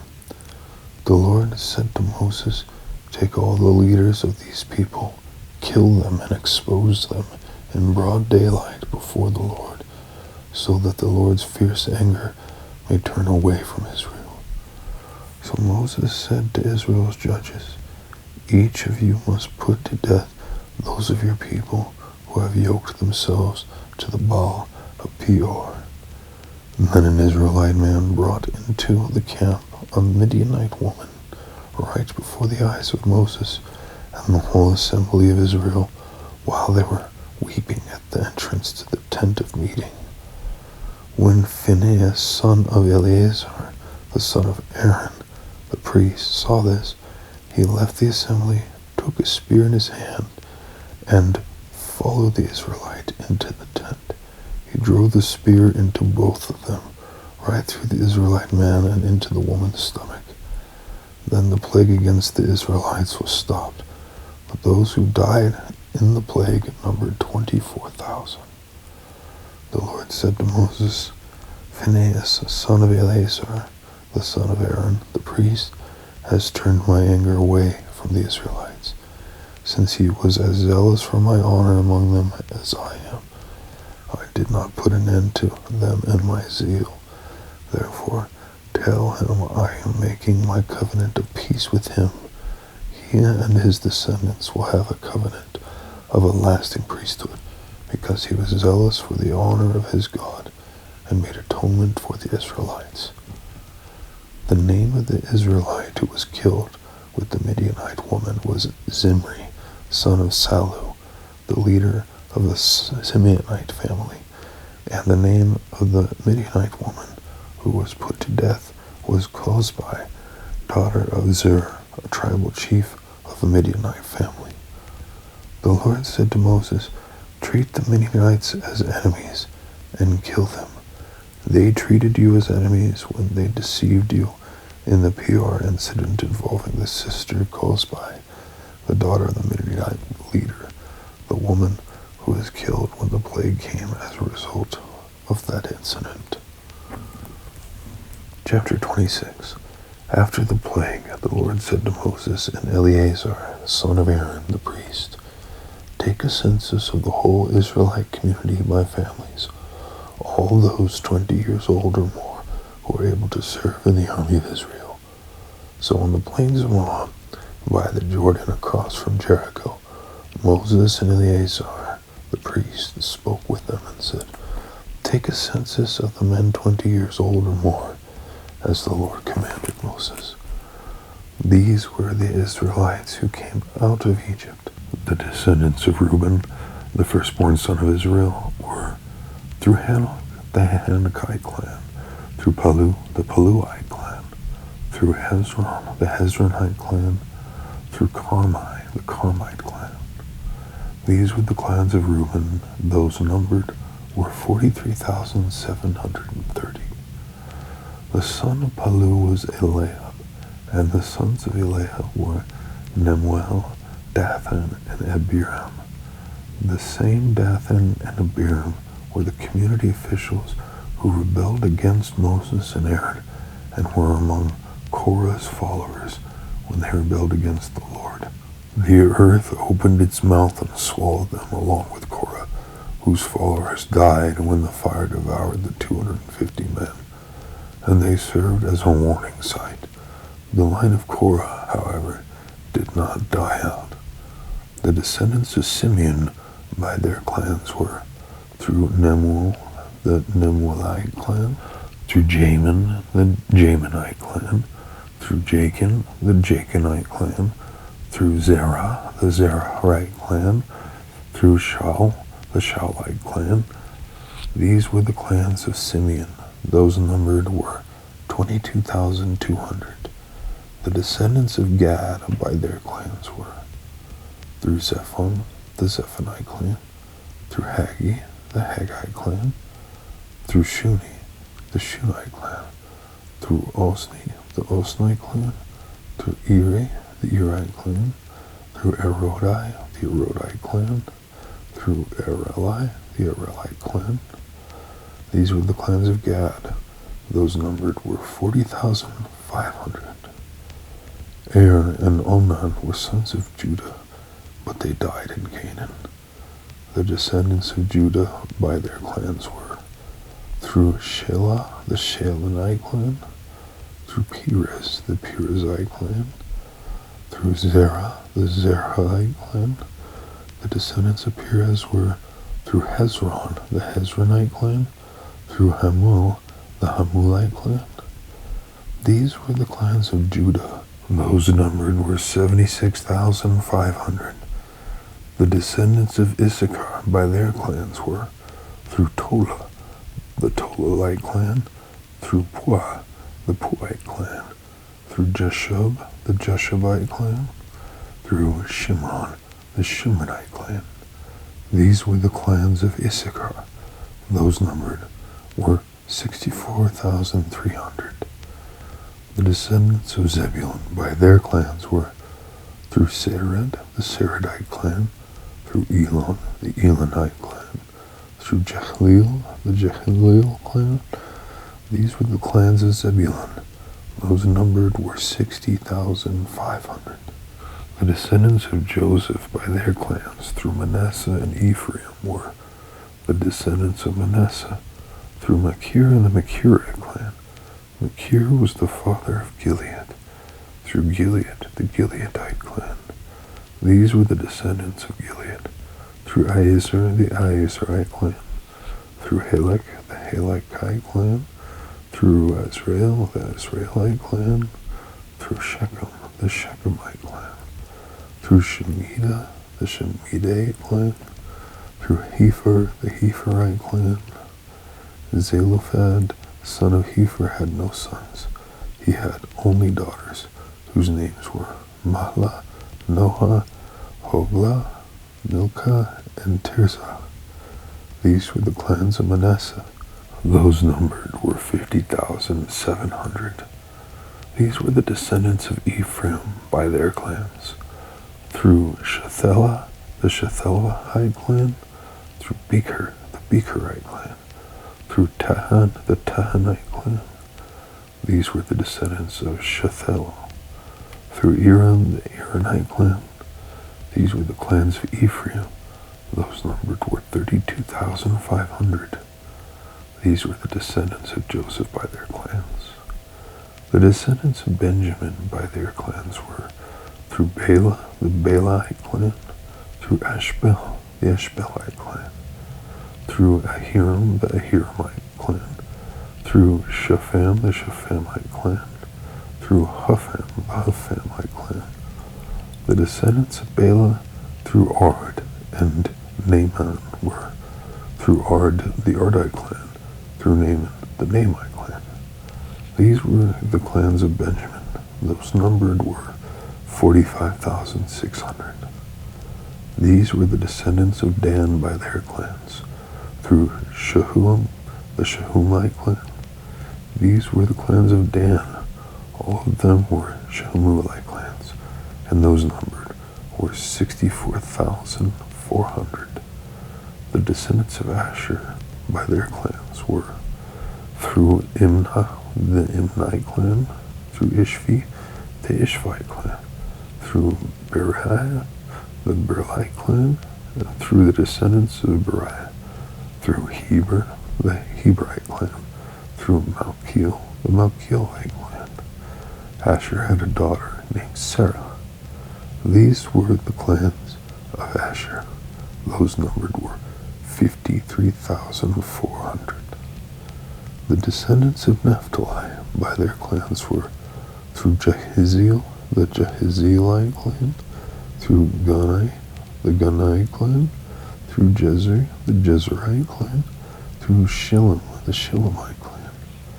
These were the clans of Naphtali. Those numbered were 45,400. The total number of the men of Israel was 601,730.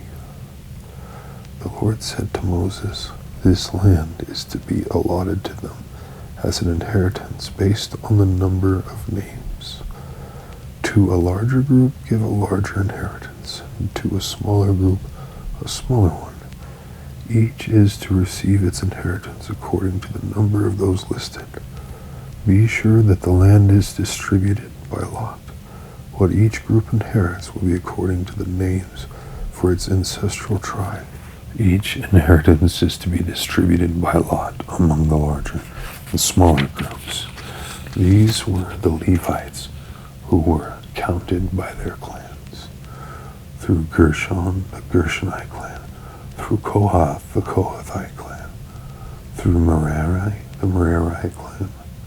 These also were Levite clans, the Libnite clan, the Hebronite clan, the Mahlite clan, the Mushite clan, the Korahite clan.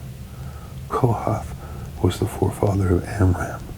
The name of Amram's wife was Jochebed, a descendant of Levi, who was born to the Levites in Egypt. To Amram she bore Aaron, Moses, and their sister Miriam. Aaron was the father of Nadab and Abihu, Eleazar, and Ithamar. But Nadab and Abihu died when they made an offering before the Lord with unauthorized fire. All the male Levites a month old or more numbered 23,000. They were not counted along with the other Israelites, because they received no inheritance among them. These are the ones counted by Moses and Eleazar the priest, when they counted the Israelites on the plains of Moab, by the Jordan across from Jericho.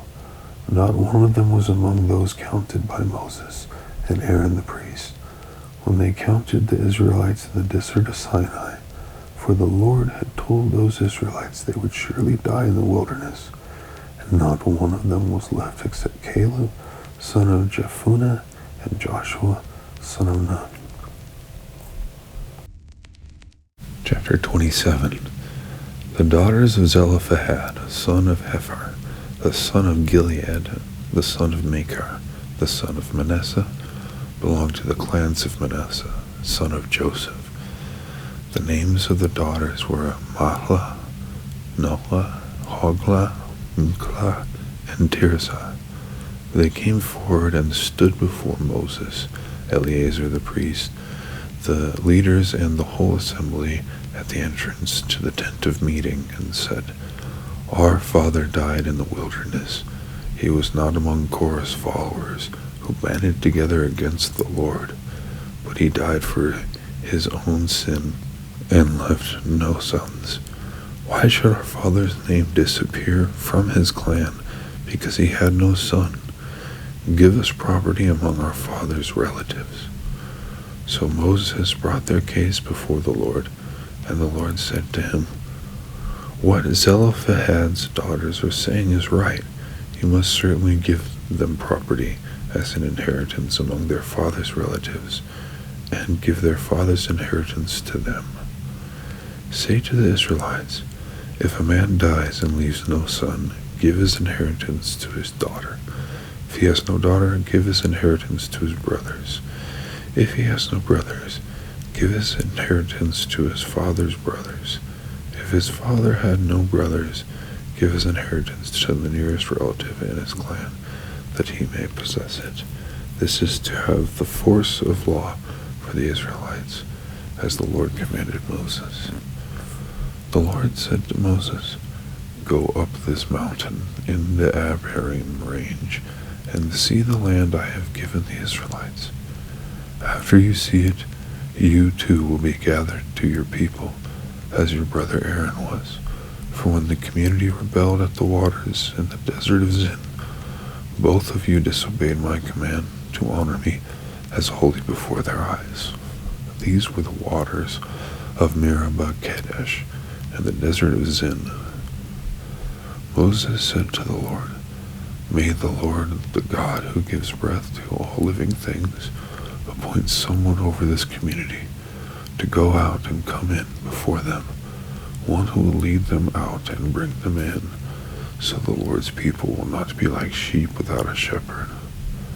So the Lord said to Moses, Take Joshua, son of Nun, a man in whom is the spirit of leadership, and lay your hand on him. Have him stand before Eleazar the priest and the entire assembly, and commission him in their presence. Give him some of your authority, so the whole Israelite community will obey him. He is to stand before Eleazar the priest, who will obtain decisions for him by inquiring of the Urim before the Lord. At his command, he and the entire community of the Israelites will go out, and at his command, they will come in. Moses did as the Lord commanded him. He took Joshua and had him stand before Eleazar the priest and the whole assembly. Then he laid his hands on him and commissioned him as the Lord had instructed through Moses. Chapter 28. The Lord said to Moses, Give this command to the Israelites, and say to them, Make sure that you present to me at the appointed time my food offerings, as an aroma pleasing to me. Say to them, This is the food offering you are to present to the Lord: 2 lambs a year old without defect, as a regular burnt offering each day. Offer 1 lamb in the morning, and the other at twilight, together with a grain offering of 1/10 of an ephah of the finest flour, with 1/4 of a hin of oil pressed from olives. This is the regular burnt offering instituted at Mount Sinai as a pleasing aroma, a food offering presented to the Lord. The accompanying drink offered is to be a quarter of a hin of fermented drink with each lamb. Pour out the drink offering to the Lord at the sanctuary. Offer the second lamb at twilight, along with the same kind of grain offering and drink offering that you offer in the morning. This is a food offering, an aroma pleasing to the Lord. On the Sabbath day, make an offering of 2 lambs a year old without defect, together with its drink offering and grain offering of 2/10 of an ephah of the finest flour, mixed with olive oil. This is the burnt offering for every Sabbath, in addition to the regular burnt offering and its drink offering. On the first of every month, present to the Lord a burnt offering of 2 young bulls, 1 ram, and 7 male lambs a year old, all without defect. With each bull there is to be a grain offering of 3/10 of an ephah of the finest flour mixed with oil. With the ram, a grain offering of 2/10 of an ephah of the finest flour mixed with oil, and with each lamb, a grain offering of 1/10 of an ephah of the finest flour mixed with oil. This is for a burnt offering, a pleasing aroma, a food offering presented to the Lord. With each bull there will be a drink offering of half a hin of wine, with the ram 1/3 of a hin, and with each lamb 1/4 of a hin. This is the monthly burnt offering to be made at each new moon during the year. Besides the regular burnt offering with its drink offering, 1 male goat is to be presented to the Lord as a sin offering. On the 14th day of the first month, the Lord's Passover is to be held. On the 15th day of this month, there is to be a festival. For 7 days, eat bread made without yeast. On the first day, hold a sacred assembly and do no regular work. Present to the Lord a food offering consisting of a burnt offering of 2 young bulls, 1 ram, and 7 male lambs a year old, all without defect. With each bull, offer a grain offering of 3/10 of an ephah of the finest flour mixed with oil. With the ram, 2/10, and with each of the 7 lambs, 1/10. Include 1 male goat as a sin offering to make atonement for you. Offer these in addition to the regular morning burnt offering. In this way, present the food offering every day for 7 days as an aroma pleasing to the Lord. It is to be offered in addition to the regular burnt offering and its drink offering. On the 7th day, hold a sacred assembly and do no regular work. On the day of first fruits, when you present to the Lord an offering of new grain during the festival of weeks, hold a sacred assembly and do no regular work. Present a burnt offering of 2 young bulls, 1 ram, and 7 male lambs a year old as an aroma pleasing to the Lord. With each bull, there is to be a grain offering of 3/10 of an ephah of the finest flour mixed with oil. With the ram, 2/10, and with each of the 7 lambs, 1/10. Include 1 male goat to make atonement for you. Offer these together with their drink offerings, in addition to the regular burnt offering and its grain offering. Be sure the animals are without defect. Chapter 29. On the first day of the 7th month, hold a sacred assembly and do no regular work. It is a day for you to sound the trumpets. As an aroma pleasing to the Lord, offer a burnt offering of 1 young bull, 1 ram, and 7 male lambs a year old, all without defect.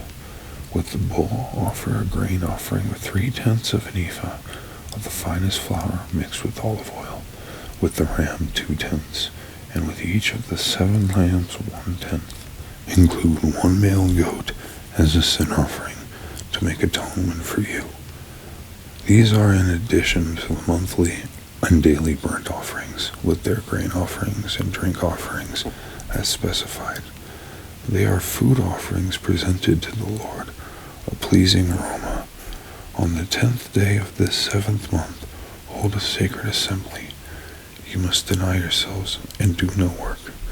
Present as an aroma pleasing to the Lord a burnt offering of 1 young bull, 1 ram, and 7 male lambs a year old, all without defect. With the bull, offer a grain offering of 3/10 of an ephah of the finest flour mixed with oil. With the ram, 2/10, and with each of the 7 lambs, 1/10. Include 1 male goat as a sin offering, in addition to the sin offering for atonement and the regular burnt offering, with its grain offering and their drink offerings. On the 15th day of the 7th month, hold a sacred assembly and do no regular work. Celebrate a festival to the Lord for 7 days. Present as an aroma pleasing to the Lord a food offering consisting of a burnt offering of 13 young bulls, 2 rams, and 14 male lambs a year old, all without defect. With each of the 13 bulls, offer a grain offering of 3/10 of an ephah of the finest flour mixed with oil. With each of the 2 rams, 2/10, and with each of the 14 lambs, 1/10. Include 1 male goat as a sin offering, in addition to the regular burnt offering, with its grain offering and drink offering. On the 2nd day, offer 12 young bulls, 2 rams, and 14 male lambs a year old, all without defect. With the bulls, rams, and lambs, offer their grain offerings and drink offerings according to the number specified. Include 1 male goat as a sin offering, in addition to the regular burnt offering, with its grain offering and their drink offerings. On the 3rd day, offer 11 bulls, 2 rams, and 14 male lambs a year old, all without defect. With the bulls, rams, and lambs, offer their grain offerings and drink offerings according to the number specified. Include 1 male goat as a sin offering, in addition to the regular burnt offering, with its grain offering and drink offering. On the 4th day, offer 10 bulls, 2 rams, and 14 male lambs a year old, all without defect. With the bulls, rams, and lambs, offer their grain offerings and drink offerings according to the number specified. Include 1 male goat as a sin offering, in addition to the regular burnt offering, with its grain offering and drink offering. On the 5th day, offer 9 bulls, 2 rams, and 14 male lambs a year old, all without defect. With the bulls, rams, and lambs, offer their grain offerings and drink offerings according to the number specified. Include 1 male goat as a sin offering, in addition to the regular burnt offering with its grain offering and drink offering. On the 6th day, offer 8 bulls, 2 rams, and 14 male lambs a year old, all without defect. With the bulls, rams, and lambs, offer their grain offerings and drink offerings according to the number specified. Include 1 male goat as a sin offering, in addition to the regular burnt offering with its grain offering and drink offering. On the 7th day, offer 7 bulls, 2 rams, and 14 male lambs a year old, all without defect. With the bulls, rams, and lambs, offer their grain offerings and drink offerings according to the number specified. Include 1 male goat as a sin offering, in addition to the regular burnt offering, with its grain offering and drink offering. On the 8th day, hold a closing special assembly and do no regular work. Present as an aroma pleasing to the Lord a food offering, consisting of a burnt offering of 1 bull, 1 ram, and 7 male lambs a year old, all without defect. With the bull, the ram, and the lambs, offer their grain offerings and drink offerings according to the number specified. Include 1 male goat as a sin offering, in addition to the regular burnt offering, with its grain offering and drink offering. In addition to what you vow and your free will offerings, offer these to the Lord at your appointed festivals, your burnt offerings, grain offerings, drink offerings, and fellowship offerings. Moses told the Israelites all that the Lord commanded him. Chapter 30. Moses said to the heads of the tribes of Israel, "This is what the Lord commands. When a man makes a vow to the Lord, or takes an oath to obligate himself by a pledge, he must not break his word, but must do everything he said. When a young woman is still living in her father's household, makes a vow to the Lord, or obligates herself by a pledge, and her father hears about her vow or pledge but says nothing to her, then all her vows and every pledge by which she obligated herself will stand.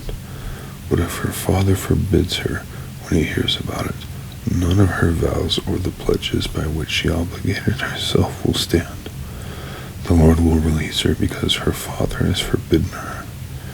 If she marries after she makes a vow, or after her lips utter a rash promise, by which she obligates herself, and her husband hears about it but says nothing to her, then her vows or the pledges by which she obligated herself will stand. But if her husband forbids her when he hears about it, he nullifies the vow that obligates her or the rash promise by which she obligates herself, and the Lord will release her. Any vow or obligation taken by a widow or divorced woman will be binding on her. If a woman living with her husband makes a vow or obligates herself by a pledge under oath, and her husband hears about it, but says nothing to her and does not forbid her, then all her vows or the pledges by which she obligated herself will stand. But if her husband nullifies them when he hears about them, then none of the vows or pledges that came from her lips will stand. Her husband has nullified them, and the Lord will release her. Her husband may confirm or nullify any vow she makes, or any sworn pledge to deny herself. But if her husband says nothing to her about it from day to day, then he confirms all her vows, or the pledges binding on her. He confirms them by saying nothing to her when he hears about them. If, however, he nullifies them some time after he hears about them, then he must bear the consequences of her wrongdoing. These are the regulations the Lord gave Moses concerning relationships between a man and his wife, and between a father and his young daughter still living at home. Chapter 31. The Lord said to Moses, "Take vengeance on the Midianites for the Israelites. After that, you will be gathered to your people." So Moses said to the people, "Arm some of your men to go to war against the Midianites, so that they may carry out the Lord's vengeance on them. Send into battle 1,000 men from each of the tribes of Israel." So 12,000 men armed for battle, 1,000 from each tribe, were supplied from the clans of Israel. Moses sent them into battle, 1,000 from each tribe, along with Phinehas, son of Eleazar the priest, who took with him articles from the sanctuary and the trumpets for signaling. They fought against Midian, as the Lord commanded Moses, and killed every man. Among their victims were Evi, Rechem, Zur, Hur, and Reba, the 5 kings of Midian. They also killed Balaam, son of Beor, with the sword. The Israelites captured the Midianite women and children and took all the Midianite herds, flocks, and goods as plunder. They burned all the towns where the Midianites had settled, as well as all their camps. They took all the plunder and spoils, including the people and animals, and brought the captive spoils and plunder to Moses and Eleazar the priest, and the Israelite assembly at their camp on the plains of Moab, by the Jordan across from Jericho. Moses, Eleazar the priest, and all the leaders of the community went to meet them outside the camp. Moses was angry with the officers of the army, the commanders of thousands and commanders of hundreds, who returned from battle. "Have you allowed all the women to live?" he asked them. They were the ones who followed Balaam's advice and enticed the Israelites to be unfaithful to the Lord in the Peor incident, so that a plague struck the Lord's people Now kill all the boys and kill every woman who has slept with a man, but save for yourselves every girl who has never slept with a man. Anyone who has killed someone or touched someone who has killed must stay outside the camp 7 days. On the 3rd and 7th days you must purify yourselves and your captives. Purify every garment as well as everything made of leather, goat hair, or wood. Then Eleazar the priest said to the soldiers who had gone into battle, "This is what is required by the law that the Lord gave Moses. Gold, silver, bronze, iron, tin, lead, and anything else that can withstand fire must be put through the fire, and then it will be clean, but it must also be purified with the water of cleansing, and whatever cannot withstand fire must be put through that water. On the 7th day wash your clothes, and you will be clean. Then you may come into the camp." The Lord said to Moses, "You and Eleazar the priest and the family heads of the community are to count all the people and animals that were captured. Divide the spoils equally between the soldiers who took part in the battle and the rest of the community. From the soldiers who fought in the battle, set apart as tribute for the Lord 1 out of every 500, whether people, cattle, donkeys, or sheep. Take this tribute from their half share and give it to Eleazar the priest as the Lord's part. From the Israelites' half, select 1 out of every 50, whether people, cattle, donkeys, sheep, or other animals. Give them to the Levites who are responsible for the care of the Lord's tabernacle." So Moses and Eleazar the priest did as the Lord commanded Moses. The plunder remaining from the spoils that the soldiers took was 675,000 sheep, 72,000 cattle, 61,000 donkeys, and 32,000 women who had never slept with a man. The half share of those who fought in the battle was 337,500 sheep, of which the tribute for the Lord was 675. 36,000 cattle, of which the tribute for the Lord was 72. 30,500 donkeys, of which the tribute for the Lord was 61. 16,000 people, of whom the tribute for the Lord was 32. Moses gave the tribute to Eleazar the priest as the Lord's part, as the Lord commanded Moses. The half belonging to the Israelites, which Moses set apart from that of the fighting men, the community's half, was 337,500 sheep, 36,000 cattle, 30,500 donkeys, and 16,000 people. From the Israelites' half, Moses selected 1 out of every 50 people and animals, as the Lord commanded him, and gave them to the Levites, who were responsible for the care of the Lord's tabernacle. Then the officers who were over the units of the army, the commanders of thousands and commanders of hundreds, went to Moses and said to him, "Your servants have counted the soldiers under our command, and no one is missing. So we have brought as an offering to the Lord the gold articles each of us acquired, armlets, bracelets, signet rings, earrings, and necklaces, to make atonement for ourselves before the Lord."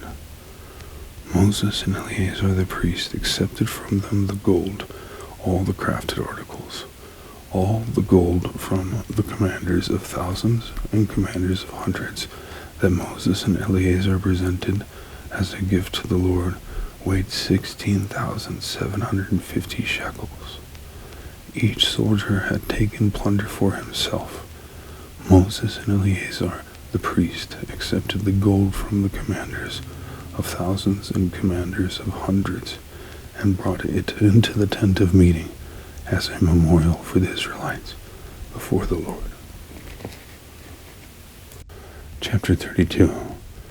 The Reubenites and Gadites, who had very large herds and flocks, saw that the lands of Jazer and Gilead were suitable for livestock.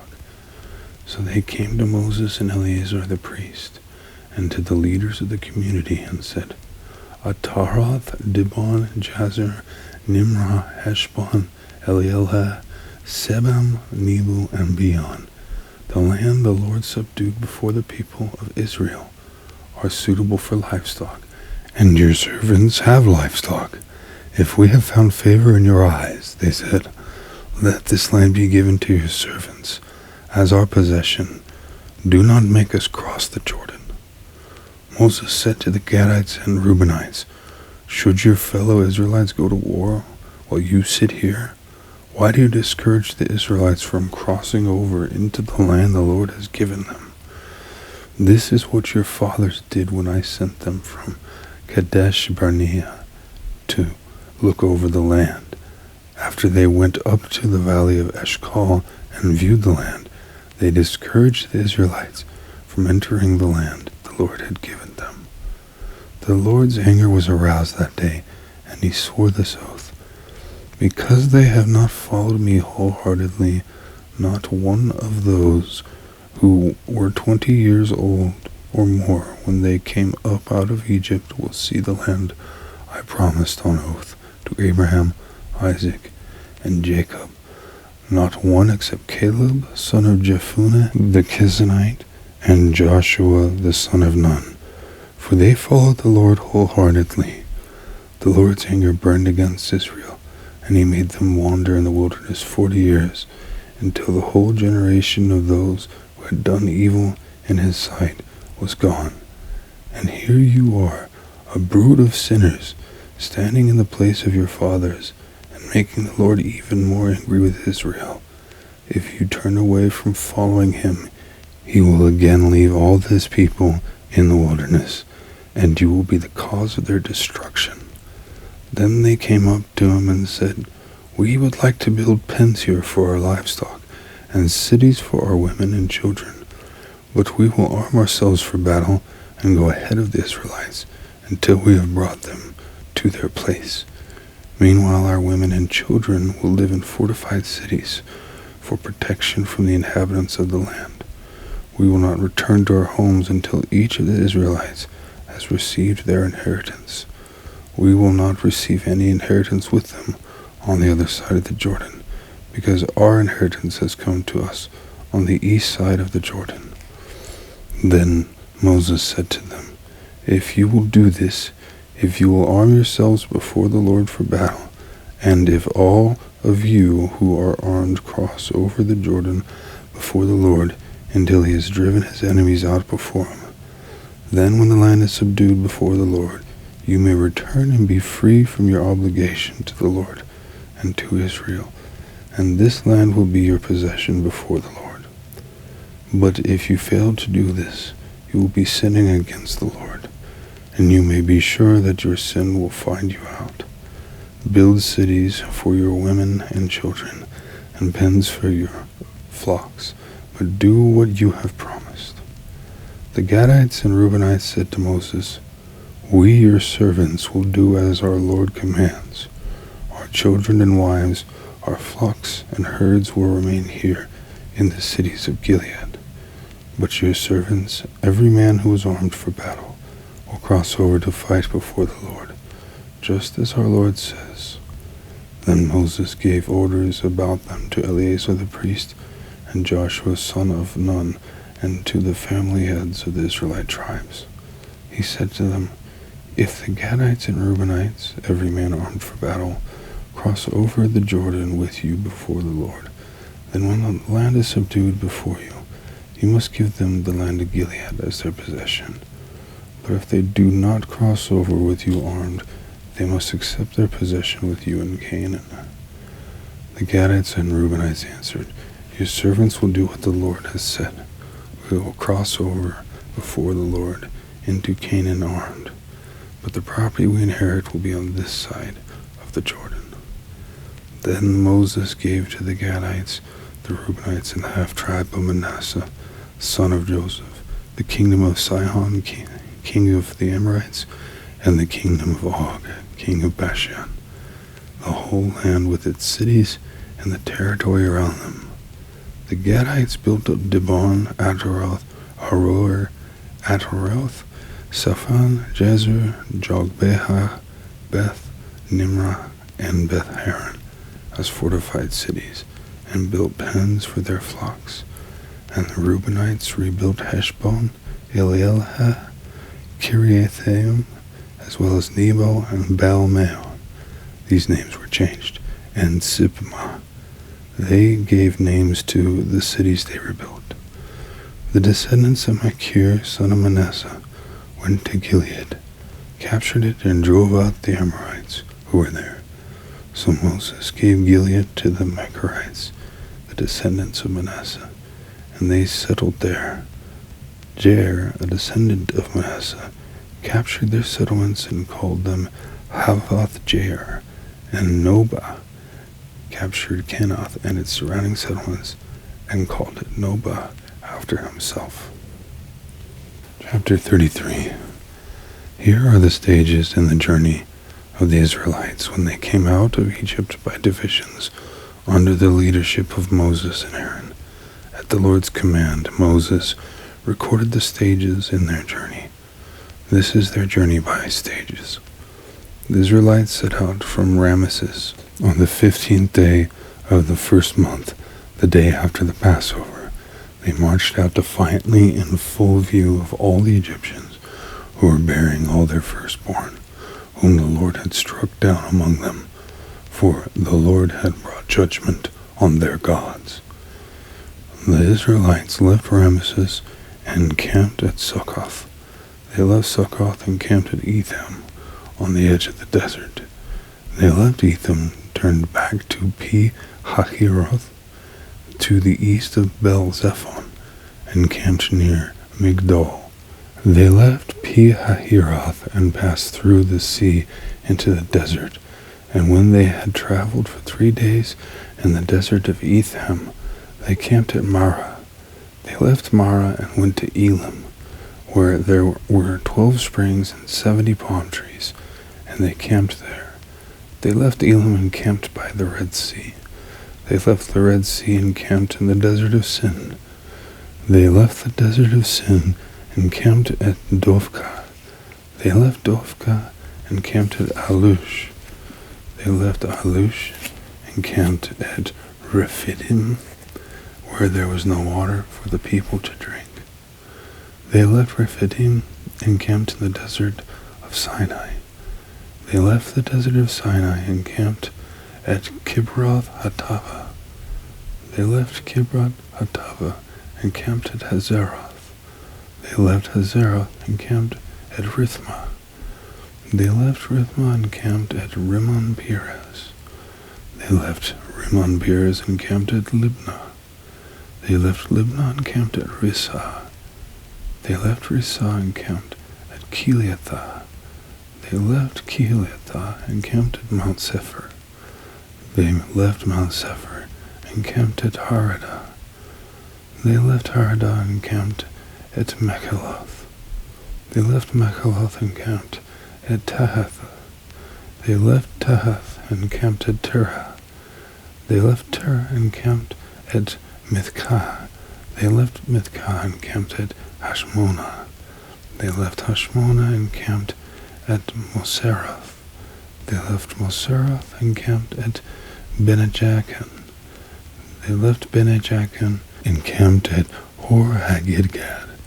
They left Hor-Haggidgad and camped at Jotbathan. They left Jotbatha and camped at Abrona. They left Abrona and camped at Ezion-Geber.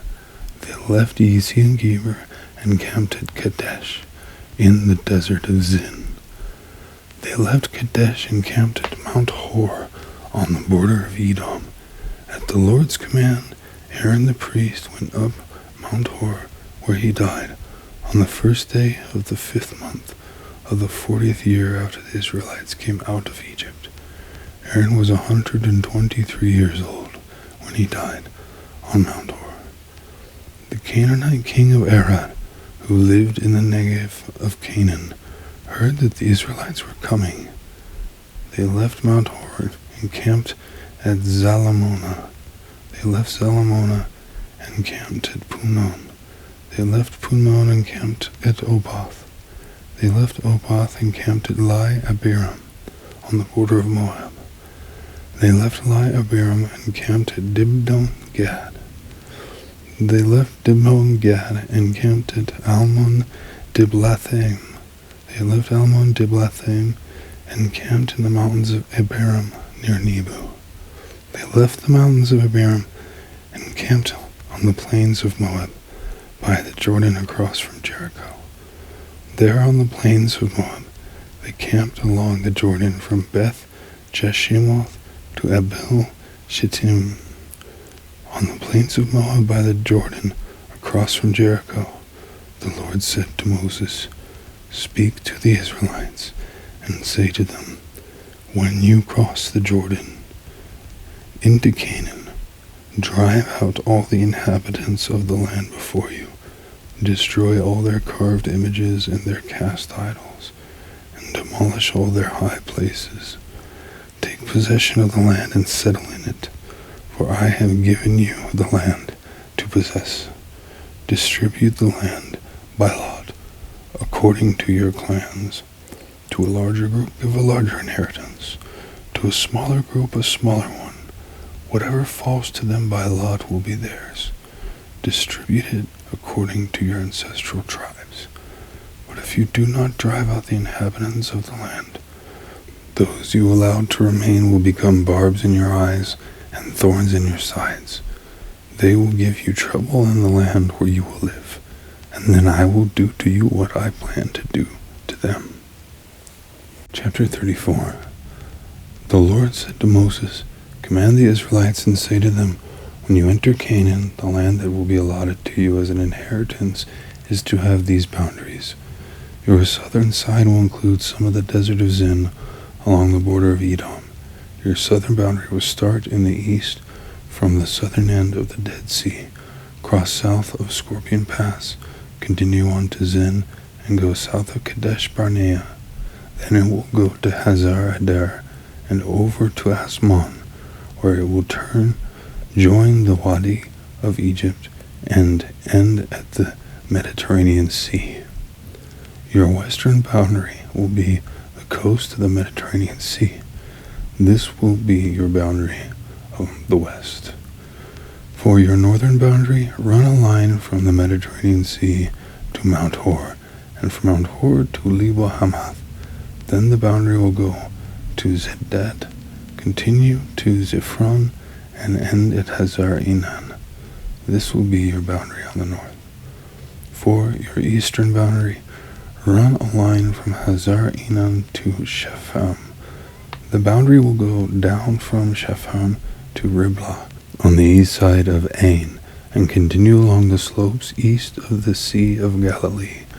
Then the boundary will go along the Jordan and end at the Dead Sea. This will be your land, with its boundaries on every side." Moses commanded the Israelites, "Assign this land by lot as an inheritance. The Lord has ordered that it be given to the 9.5 tribes, because the families of the tribe of Reuben, the tribe of Gad, and the half-tribe of Manasseh have received their inheritance. These 2.5 tribes have received their inheritance east of the Jordan across from Jericho toward the sunrise." The Lord said to Moses, "These are the names of the men who are to assign the land for you as an inheritance: Eleazar the priest and Joshua son of Nun, and appoint one leader from each tribe to help assign the land. These are their names: Caleb son of Jephunneh from the tribe of Judah, Shemuel son of Ammihud from the tribe of Simeon, Eldad son of Kision from the tribe of Benjamin, Bakai son of Joglai, the leader from the tribe of Dan, Haniel son of Ephod, the leader from the tribe of Manasseh son of Joseph, Kemuel son of Shiftan, the leader from the tribe of Ephraim son of Joseph, Eliphaz son of Parnak, the leader from the tribe of Zebulun, Paltiel son of Azan, the leader from the tribe of Issachar, Ahihud, son of Shelomi, the leader from the tribe of Asher. Pedahel, son of Ammihud, the leader from the tribe of Naphtali. These are the men the Lord commanded to assign the inheritance to the Israelites in the land of Canaan. Chapter 35. On the plains of Moab by the Jordan, across from Jericho, the Lord said to Moses, "Command the Israelites to give the Levites towns to live in from the inheritance the Israelites will possess, and give them pasture lands around the towns. Then they will have towns to live in and pasture lands for the cattle they own and all their other animals. The pasture lands around the towns that you give the Levites will extend 1,000 cubits from the town wall outside the town, measure 2,000 cubits on the east side, 2,000 on the south side, 2,000 on the west side, and 2,000 on the north, with the town in the center. They will have this area as pasture land for the towns. 6 of the towns you give the Levites will be cities of refuge, to which a person who has killed someone may flee. In addition, give them 42 other towns. In all, you must give the Levites 48 towns, together with their pasture lands. The towns you give the Levites from the land the Israelites possess are to be given in proportion to the inheritance of each tribe. Take many towns from a tribe that has many, but few from one that has few." Then the Lord said to Moses, "Speak to the Israelites and say to them, when you cross the Jordan into Canaan, select some towns to be your cities of refuge, to which a person who has killed someone accidentally may flee. They will be places of refuge from the avenger, so that anyone accused of murder may not die before they stand trial before the assembly. These 6 towns you give will be your cities of refuge. Give 3 on this side of the Jordan, and 3 in Canaan as cities of refuge. These 6 towns will be a place of refuge for Israelites and for foreigners residing among them, so that anyone who has killed another accidentally can flee there. If anyone strikes someone a fatal blow with an iron object, that person is a murderer. The murderer is to be put to death. Or if anyone is holding a stone and strikes someone a fatal blow with it, that person is a murderer. The person is to be put to death. Or if anyone is holding a wooden object and strikes someone a fatal blow with it, that person is a murderer. The murderer is to be put to death. The avenger of blood shall put the murderer to death. When the avenger comes upon the murderer, the avenger shall put the murderer to death. If anyone with malice aforethought shoves another or throws something at them intentionally so that they die, or if out of enmity one person hits another with their fist so that the other dies, that person is to be put to death. That person is a murderer. The avenger of blood shall put the murderer to death when they meet. But if without enmity someone suddenly pushes another or throws something at them unintentionally or without seeing them, drops on them a stone heavy enough to kill them, and they die, then since that person was not an enemy and no harm was intended, the assembly must judge between the accused and the avenger of blood according to these regulations. The assembly must protect the one accused of murder from the avenger of blood, and send the accused back to the city of refuge to which they fled. The accused must stay there until the death of the high priest, who was anointed with holy oil. But if the accused ever goes outside the limits of the city of refuge to which they fled, and the avenger of blood finds them outside the city, the avenger of blood may kill the accused without being guilty of murder.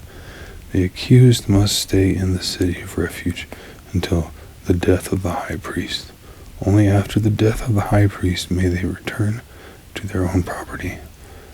This is to have the force of law for you throughout the generations to come, wherever you live. Anyone who kills a person is to be put to death as a murderer only on the testimony of witnesses. But no one is to be put to death on the testimony of only one witness. Do not accept a ransom for the life of a murderer who deserves to die. They are to be put to death. Do not accept a ransom for anyone who has fled to a city of refuge, and so allow them to go back and live on their own land before the death of the high priest. Do not pollute the land where you are. Bloodshed pollutes the land, and atonement cannot be made for the land on which blood has been shed, except by the blood of the one who shed it. Do not defile the land where you live and where I dwell, for I, the Lord, dwell among the Israelites. Chapter 36. The family heads of the clan of Gilead, son of Machir, the son of Manasseh, who were from the clans of the descendants of Joseph, came and spoke before Moses and the leaders, the heads of the Israelite families. They said, "When the Lord commanded my Lord to give the land as an inheritance to the Israelites by lot, he ordered you to give the inheritance of our brother Zelophehad to his daughters. Now suppose they marry men from other Israelite tribes, then their inheritance will be taken from our ancestral inheritance and added to that of the tribe they marry into, and so part of the inheritance allotted to us will be taken away. When the year of Jubilee for the Israelites comes, their inheritance will be added to that of the tribe into which they marry, and their property will be taken from the tribal inheritance of our ancestors." Then at the Lord's command, Moses gave this order to the Israelites: "What the tribe of the descendants of Joseph is saying is right. This is what the Lord commands for Zelophehad's daughters. They may marry anyone they please as long as they marry within their father's tribal clan. No inheritance in Israel is to pass from one tribe to another, for every Israelite shall keep the tribal inheritance of their ancestors. Every daughter who inherits land in any Israelite tribe must marry someone in her father's tribal clan, so that every Israelite will possess the inheritance of their ancestors. No inheritance may pass from one tribe to another, for each Israelite tribe is to keep the land it inherits." So Zelophehad's daughters did as the Lord commanded Moses. Zelophehad's daughters, Mahlah, Tirzah, Hoglah, Milcah, and Noah, married their cousins on their father's side. They married within the clans of the descendants of Manasseh, son of Joseph, and their inheritance remained in their father's tribe and clan. These are the commands and regulations the Lord gave through Moses to the Israelites on the plains of Moab, by the Jordan across from Jericho.